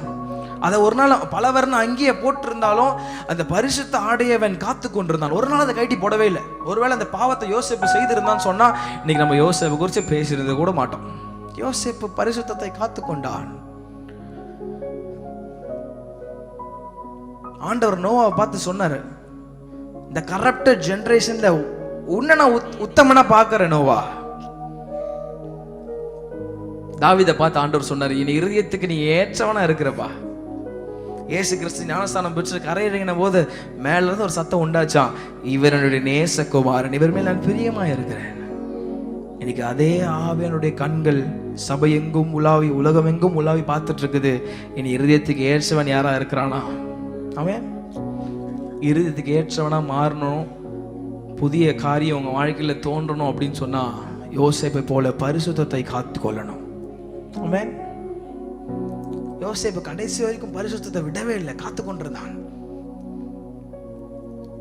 நான் நினைச்சு கூட யோசேப்பு நினைச்சு கூட பார்த்துருந்துருக்க மாட்டான். இவ்வளோ தூரத்துல பார்வோனுடைய சிங்காசனத்தெல்லாம் பார்த்துருப்பார். அடிமையா வேலை செய்யும் போது நான் நினைக்கிறேன் ஜெபம் பண்ணிருப்பார், ஆண்டவரே எனக்கு எப்படியாச்சும் கொண்டு போயிடுங்கப்பான்னு ஜெபம் பண்ணிருப்பாருன்னு நினைக்கிறேன். யோசேப்பு வேலை செய்யும் போதெல்லாம் ஜெபம் பண்ணிருப்பான், பார்த்துருப்பான். தூரத்துல அந்த சிங்காசனத்தை பார்த்தவன் இப்ப மேல போயிட்டு அடிமையா போனவன் ஒரு ராஜாவை போல மேல கம்பீரமா உட்காரும் போது அது எவ்வளவு மகிமையா இருந்திருக்கும். ராஜா சொல்றாரு, யோசேப்பை கேட்காம இந்த எகிப்துல எவனும் கையை அசைக்கூடாது, காலம் அசைக்கூடாது. பாருங்க எவ்வளவு மகிமையா ஆண்டவர் உயர்த்தி வச்சாரு. இப்ப குறிப்பிட்ட இடத்துல எகிப்துல மட்டும் நல்ல தானியம் சேர்ந்துருச்சு. சுத்தி இருக்கிற எல்லா தேசத்திலும் பஞ்சம் வந்துருச்சான். இப்ப என்ன பண்றாங்க, அண்ணன்மார்கள் எல்லாரும் எகிப்துக்கு ஓடி வராங்க. அந்த சீன் ரொம்ப அழகா இருக்கும், படிச்சு பாத்தீங்கன்னா. தூரத்துல யோசேப்பு பார்த்த உடனே அடையாளம் கண்டுபிடிச்சிட்டான், இவனு தானே நான் குழியில தூக்கி போட்டானுங்க, என்னை தேடி வந்திருக்கானுங்க பாரு. ஆண்டவர் பாருங்க குறிப்பிட்ட நேரத்துல எல்லாவற்றையும் சொப்பனத்தை சின்ன வயசுல கொடுத்தாரு, இப்போ நிறைவேற்றாரு. அவன் தரிசனத்தை அப்போ கொடுத்தாரு, இப்போ நிறைவேற்றார். யோசேப்பு பார்த்திருப்பான், ஆண்டவர் எத்தனை உண்மையுள்ளவரா இருந்திருக்கிறார், எப்பயோ கொடுத்த வாக்கு தத்தங்களை இப்போ நிறைவேற்றுறாரு. வாக்கு தத்தத்தில் உண்மை உள்ளவரை ஆராதிக்கிறோம். சில நேரத்துல யோசேப்புடைய வாழ்க்கையில தாமதமாச்சு, ரொம்பவே தாமதமாச்சு. 40 வருஷம் ஆண்டவர் வழி நடத்தினாரு, ரொம்ப தாமதமாச்சு. கொடுத்தாரு, வாக்கு தத்தத்தை கொடுத்தாரு. ஆனா அது பெற்றுக்கொள்ளத்தக்க நம்ம என்ன செய்யறோன்றதுதான் முக்கியம். யோசேப்பு பரிசுத்தமாய் காத்து கொண்டான். ஆண்டவர் ஏற்ற காலத்துல யோசேப்பு ராஜாவா நிற்கும் போது அவங்க எல்லாரும் வந்து முட்டி போட்டு வணங்கும் போது யோசேப்புக்கு அந்த சொப்பனை ஞாபகத்துக்கு வருது. இப்படிதானே ஆண்டவர் எனக்கு சொப்பனத்தை காட்டினாரு. இன்னைக்கு நம்மளால தான் என்ன பண்ணியிருப்போம், இவனுக்கு தான் நான் ஜெயிலில் தள்ளினானுங்க, இவனுக்கு தான் நான் சின்ன வயசுல அம்மா அப்பா இருந்து பிரிச்சானுங்க, எல்லாரையும் அரெஸ்ட் பண்ணி எல்லாத்தையும் ஜெயிலில் போடு, கண்டிப்பா சொல்லியிருப்போம் நம்மளாம். ஆனா யோசேப்பு எதையும் பண்ணல, மனசு உடைஞ்சு போச்சு. அண்ணன்மார்களை பார்த்தோன்னே பாசம் வந்துருச்சு. போய் தூரமா போய் அழுகுறான். ஆனா திரும்பி வெளியே காட்டக்கூடாதுன்னு வரான். கொஞ்ச நாள் அவங்களுக்கு கூட இருக்கிறான். பல காரியங்கள் நடக்குதெல்லாம் வீட்டில் வாசிச்சு பாருங்க. ஒரு குறிப்பிட்ட நாள் வருது, எல்லாரும் கேட்கிற மாதிரி, எகிப்தியர்கள் யாவரும் கேட்கிற மாதிரி வாயு சத்தம் போட்டு அழுகுறாராம். சத்தம் போட்டு அழுதுட்டு எல்லாத்தையும் கையிட்டு சொல்றான், நான் தான்ப்பா யோசேப்பு. அவங்க கிட்ட சுவிசேஷத்தை சொல்றான் பாருங்க, நீ எனக்கு தீமை செய்ய இந்த தேசத்துக்கு அனுப்புனேன், ஆனா அந்த தீமையை ஆண்டவர் நன்மையா மாற்றி விட்டார். நல்ல கையை தட்டி ஒரு மகிமை சொல்லுங்க. தீமைகளை நன்மையாக மாற்றுகிறவர். பிரச்சனை வருதா, தீமை வருதா, ஒரு நாள் சோர்ந்து போகாதீங்க. தீமை வந்துச்சுன்னா ஆண்டவர் ஒரு சிச்சையை அனுப்பும் போது அது கூட சும்மா அனுப்ப மாட்டார், ஒரு சர்ப்ரைஸோடவே அனுப்புவார். உங்க வாழ்க்கையில தீமை நடந்தாலும் ஸ்தோத்திரம், நடக்கலாலும் ஸ்தோத்திரம் பண்ணுங்க. ஏன்னா அவர் தீமைகளை நன்மையாக மாற்றுகிற தேவன். ஒரு தீமை வந்துருச்சுன்னா சோர்ந்துபடாதீங்க. யோசேப்பை போல பரிசுத்தத்தை காத்து கொள்ளுங்க. யோசேப்பினுடைய வாழ்க்கையில புதிய காரியத்தை தோன்ற பண்ணின அதே தேவன் அந்த தீமையே உங்கள் வாழ்க்கையில நன்மையாக மாற்றப்படுவார். ஆமென். இதெல்லாம் ஏன் நடந்ததுன்னா, யோசேப்பு கடைசி வரைக்கும் அந்த பரிசுத்த ஆடைய, அந்த வஸ்திரத்தை தன்னோட காத்து கொண்டான். ஆமென். யோசேப்பு கொஞ்சம் கூட நினைச்சு பார்த்திருக்க மாட்டான் இப்படிலாம் ஆண்டவர் செய்வார்னு. ஆனா அப்படிப்பட்ட வாழ்க்கையில ஆண்டவர் புதிய காரியத்தை செய்து அடிமையை போனவனை ஆண்டவர் உயர்த்தி வச்சு அழக பார்த்தாராம். ஆண்டவர் உங்க வாழ்க்கையில் இன்னைக்கு செய்வார். ஒருவேளை அடிமையை போல இன்னைக்கு உங்களை நடத்திட்டு இருக்கலாம். எல்லாவற்றையும் இழந்து கசப்பான வாழ்க்கை உங்க வாழ்க்கையில இருக்கலாம். கர்த்தர் கொடுக்கிற கட்டளை, பரிசுத்தத்தை காத்து கொள்கிறவர்களுக்கு ஆண்டவர் புதிய காரியத்தை தோன்ற பண்ணுவார். முதலாவது நான் சொன்னேன், கர்த்தருக்கு காத்திருக்கணும். இரண்டாவது பரிசுத்தத்தை காத்திருக்கணும். மூன்றாவது முதற் பலனை கொடுக்கணும். இதை சொல்லி நான் முடிக்க ஆசைப்படுறேன். வீட்டில் போயிட்டு நீங்க 1 ராஜாக்கள் 17ஆம் அதிகாரத்தை எல்லாரும் வாசிச்சு பாருங்க. 1 ராஜாக்கள் 17ஆம் அதிகாரம். முதற் பலனை கொடுப்பவர்களுடைய வாழ்க்கையில் புதிய காரியம் நடக்கும். ஒரு வல்லமையான ஊழியக்காரனை குறித்து ஆண்டவர் இந்த இடத்துல சொல்றாரு. எலியாவுக்கு தேவனுடைய வார்த்தை 2ஆம் தரம் தோன்றி, எலியாவே, சாரிபாத்தில் இருக்கிற விதவை கிட்ட நீ போ, உன்னை போஷிக்கும்படியா நான் யாரை கட்டளை கொடுத்திருக்கிறேன்? யாருக்கு? யாருக்கு? விதவைக்கு நான் கட்டளை கொடுத்திருக்கிறேன். அதனுடைய முன்னாடி பாட்டு நீங்க வாசிச்சு பார்த்தீங்கன்னா ரொம்ப அழகா இருக்கும். நான் முன்னாடி தான் சொல்றேன். ஒரு நாள் எலியாவுக்கு ஆண்டவருடைய வார்த்தை தோன்றி ஆண்டவர் சொல்றாரு, கேரித் வனாந்திரத்துக்கு, யோர்தான் ஆற்றன்றைக்கு நீ போப்பா, உன்னை போஷிக்கும்படியா நான் யாரை கட்டளை கொடுத்திருக்கிறேன்? ஆண்டவர் செய்யற காரியம்லாம் வித்தியாசமா இருக்கும். காகம் சாப்பாடு எடுத்துட்டு வரும், கழுதை வாயை திறந்து பேசும். இந்த சின்ன மூலையில சின்ன காரியம் தான் யோசிக்க முடியும். ஆனா ஆண்டவர் இயற்கைக்கு அப்பாற்பட்ட காரியங்களை செய்ய உண்மை உள்ளவராக இருக்கிறார். அதனாலதான் ஆண்டவர் இடத்துல அழகா சொன்னாரு, என் நினைவுகள் உன் நினைவு கிடையாது. அவன் நம்ம யோசிக்கிறத உங்களோட தான் யோசிப்போம். ஆனா ஆண்டவர் பெரிய அவன் சின்ன மூலையில சின்ன காரியம் தான் யோசிப்போம். அதான் ஆண்டவர் சொன்னார், உன் வழிகளை என் வழி இல்லை. பாருங்க, ஆண்டவருடைய வார்த்தை தோன்றுச்சு. எலியா அதை கேட்டு அவன் குடுகுடுன்னு ஓடுறாரு. போனா காகம் சும்மா சாப்பாடு எடுத்துட்டு வரல, அதுல போட்டிருக்கு, என்ன போட்டிருக்கு? காகம் இறைச்சி கொண்டு வந்துச்சான். காகம் பிரெட் கொண்டு வந்துச்சான். நான் யோசிச்சு பார்த்தேன், நல்ல சொகுசான வாழ்க்கை, தண்ணி குடிக்க பக்கத்துல யோர்தான் நதி, தண்ணி இஷ்டம் போல எடுத்து குடிக்கலாம். காலையில் 8 மணி ஆனா கரெக்டா காகம் இறைச்சியை போட்டுச்சு, பிரெட்டை போட்டுச்சு. நான் நினைக்கிறேன் பட்டர் சிக்கனும் நானும் போட்டு போயிருந்துருக்கோன்னு நினைக்கிறேன். கரெக்டா 12 மணிக்கு வந்துச்சு, இறைச்சியை போட்டுச்சு, பிரெட்டை போட்டுச்சு. கரெக்டா இரவு 8 மணிக்கு வந்துச்சு, பிரெட்டை போட்டுச்சு, இறைச்சியை போட்டுச்சு. வாழ்க்கையில் இது நடக்க ஆரம்பிச்சிச்சு. இப்ப எலியாக்கு பயங்கர சந்தோஷம். பக்கத்துல தண்ணி, நல்ல சொகுசான வாழ்க்கை. காலையில் எழுந்தனுடைய காக்கா, மதியானம் காக்கா, நைட்டு காக்கா, பிரெட்டு, சிக்கன், பிரெட்டு, மட்டன், என்னென்ன கறி எல்லாத்தையும் காக்கா கொண்டு வந்து போடுச்சு. இவ்வளவு நாள் அதிகாலையில் எழும்பி ஆண்டவரேன்னு தேடினவன் இப்போ அதிகாலையில எழும்பி எதை பார்க்க ஆரம்பிச்சிட்டான்? எதை பார்க்க ஆரம்பிச்சிட்டான்? காகத்தை பார்க்க ஆரம்பிச்சிட்டான்.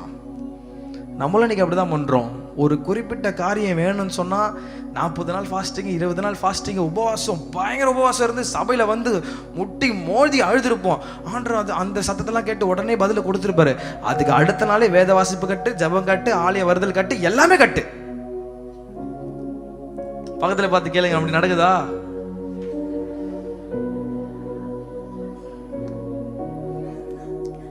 எளிய வாழ்க்கையில தான் நடந்துச்சுன்னு நினைக்கிறேன். நான் இவ்வளவு நாள் ஆண்டவரேன்னு பார்த்தவன் காலையில் எழும்பி 8 மணி ஆயிடுச்சு, என்ன காக்காவை காணணும் பார்க்குறான். காக்கா ஓகே ஷிஃப்ட் மாறி போயிருக்கும் போல. 12 மணிக்கு வரதான் பார்த்தா 12 மணிக்கு வரல. ஐயோ இன்னைக்கு பட்னி போல, ஓகே இன்னைக்கு ஃபாஸ்டிங் போல, நல்லா ஜோம் பண்ணுவோம், நைட் ஆச்சு வரும்னு நைட்டு ஜோம் பண்ண, நைட்டும் வரல காக்கா. ஆண்டவர் பார்த்தாரு, காக்காவையா பார்க்குற? இவ்வளோ என்ன பார்த்துட்டு காக்காவை பார்க்குறியா? வேற இடத்துக்கு போப்பா. ஆண்டவர் ஒரு ஆசீர்வாதத்தை கட் பண்ணி மீண்டும் ஆண்டவர் அப்படியே விடல எலியாவை. 2வது வாட்டி எலியாவுக்கு வார்த்தை தோன்றி, சாரி பார்த்த விதவை கிட்ட போ, அங்க உன்னை போஷிக்கும்படியா நான் விதவை கிட்ட கட்டில கொடுத்துருக்கிறேன் ஆண்டவர் சொல்றான். இப்ப எலியா நினைச்சிருப்பாரு, காகமாச்சு எங்க இருந்தா சாப்பாடு கொண்டு வந்துச்சு, விதவை கிட்ட போனா அந்த அம்மாவே தனியா இருக்கும், காசு இருக்காது, நான் என்னப்பா பண்ணுவேன்? ஆனாலும் ஓகே நீங்க சொல்லிட்டீங்க, நான் போய் தான் ஆகணும்ட்டு ஆண்டவர் எலியாவை புதிய சீசனுக்குள்ள போக அனுமதி பண்ணார். ஆமென். இன்னைக்கு எங்கள் வாழ்க்கையில் ஒரு காரியத்தை புரிஞ்சுக்கொள்ளணும். ஒரு ஆசீர்வாதம் தடையாகுதுன்னு சொன்னால் அது ஆண்டவர் அந்த ஆசீர்வாதத்தை தடை பண்ணி புதிய காரியத்துக்குள்ள ஆண்டவங்களை ஸ்டெப் பண்ண உதவி செய்வார். அவன் எலியாவை புது சீசனுக்குள்ள ஆண்டவர் கொண்டு போறாரு. இப்போ புது சீசனுக்குள்ள கொண்டு போனா தூரத்துல இந்த அம்மா என்ன பண்ணிட்டு இருக்கிறாங்க? விறகு பொறுக்கிட்டு இருக்கிறாங்க. நான் நினைக்கிறேன் எலியா போன உடனே, நீ தான் ஆண்டவர் எனக்கு அப்பாயின்ட் பண்ண ஸ்திரீ, சாப்பாடு எத்தணுவா தண்ணி எத்தணும் அப்படின்னு சொல்லி அந்த அம்மா அப்படியே போயிடுப்பான்னு இருக்கும். போறாரு பொறுமையா. ஒரு கப் தண்ணி கொடுக்குறீங்களா அப்படின்னு கேட்கும்போது அந்த அம்மா உடனே கடற்கட்டு நேர்ந்து போயிருப்பாங்கன்னு நினைக்கிறேன். அப்புறம் நினைச்சிருப்பாரு, இல்லையா அப்பா இதுதான் ஆண்டவர் சொன்ன ஸ்திரீ போலக்குது. சொல்றாரு, நீங்க அப்படியே போயிட்டு வரும்போது 2 அப்பா எடுத்துட்டு வாங்களேன்னு சொல்லும் போது அந்த அம்மா மெதுவா அப்படி தெரியும் பார்த்தாங்களாம். நான் நினைக்கிறேன் அந்த அம்மா சொல்லியிருப்பாங்க, யோ நானே காசு இல்லாம கொஞ்சோண்டு மாவு 2 எண்ணெய் ஓடு இருக்கிறேன், என்கிட்ட அந்த அப்பம் கேட்கிறேன், நானும் என் பையனும் அந்த அப்பத்தை சாப்பிட்டு என்ன பண்ண போறோம்? சாக போறோம். அப்போ நான் நினைக்கிறேன் எலியா அப்படிதான் சொல்லியிருப்பாரு, நீ என்ன பண்ணாலும் பண்ணுமா, முதல்ல நான் கேட்ட 2 அப்பத்தை எடுத்துட்டு வா. வேதத்துல ஒரு அழகான வசனம், அவள் போய் அவன் சொன்னபடி செய்தாள். ஆமென். ஒருவேளை அந்த ஸ்திரீ நினைச்சிருந்தா 2 பேரும் சாக போறாங்க, இருக்கிறது 2 அப்பம் தான். அந்த ஸ்திரீ நினைச்சிருந்தா ஒருவேளை அந்த அப்பத்தை சாப்பிட்டு மீதி ஒரு அப்பத்தை இருந்து எலியாட்ட கொடுத்துருக்கலாம். ஆனா கர்த்தருடைய ஊழியக்காரருடைய வார்த்தையை கனம் பண்ணி முதற் பலனை கொடுத்ததுனால நடந்தது என்ன தெரியுமா? அந்த தேசத்துல பஞ்சம் முடிகிற வரைக்கும் எண்ணெய் குறைவில்லையா, மாவு குறைஞ்ச போலியா, ஆண்டவர் புதிய காரியத்தை அவங்க வாழ்க்கையில தோன்ற பண்ணி பஞ்சம் முடிகிற வரைக்கும் ஆண்டவர் திருப்தியா நடக்க ஆரம்பிச்சாராம். ஆண்டவர் இன்னைக்கு உங்களையும் திருப்தியா நடக்க ஆரம்பிப்பார். நல்ல கையை தட்டி எப்ப தெரியுமா? கர்த்தருடைய வார்த்தையை கனம் பண்ணும் போது, ஊழியக்காரருடைய வார்த்தையை கனம் பண்ணும் போது புதிய காரியத்தை தோன்ற பண்ணுவேன்.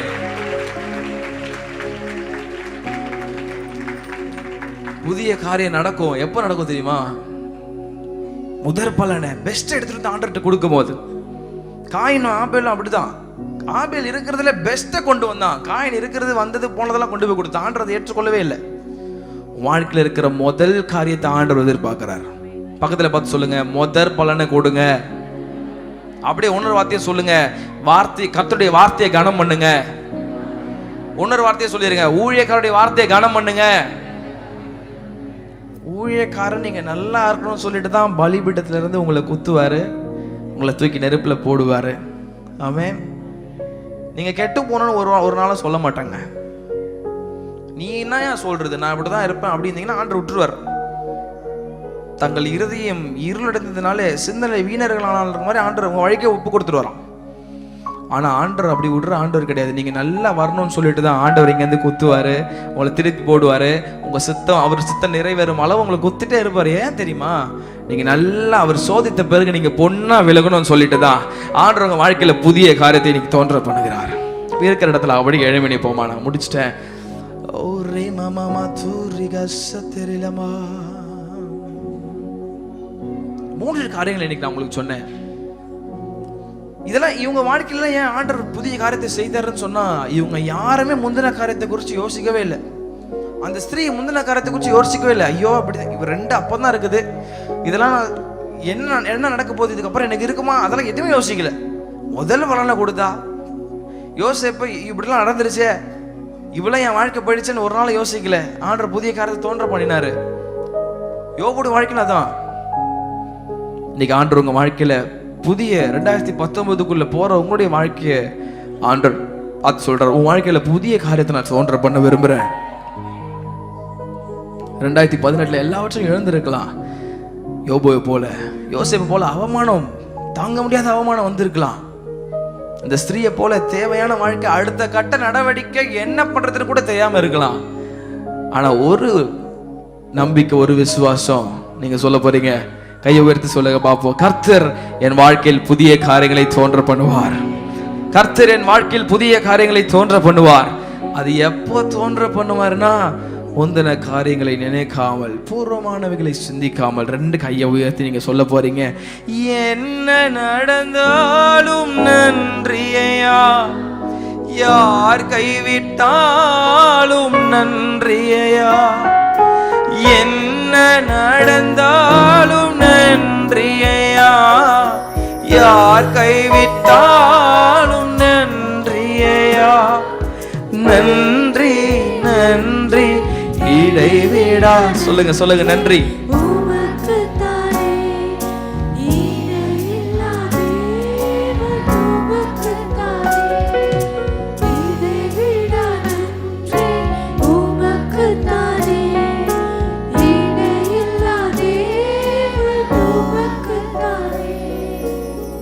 நம்முடைய கர்த்தராகிய இயேசு கிறிஸ்துவினுடைய கிருபையும் பிதாவாகிய தேவனுடைய அன்பு பரிசுத்த ஆவியானவருடைய அன்பு ஐக்கியமும் சமாதானமும் நம் அனைவரோடு கூட எல்லாரோடும் இருப்பதாக. ஆமென்.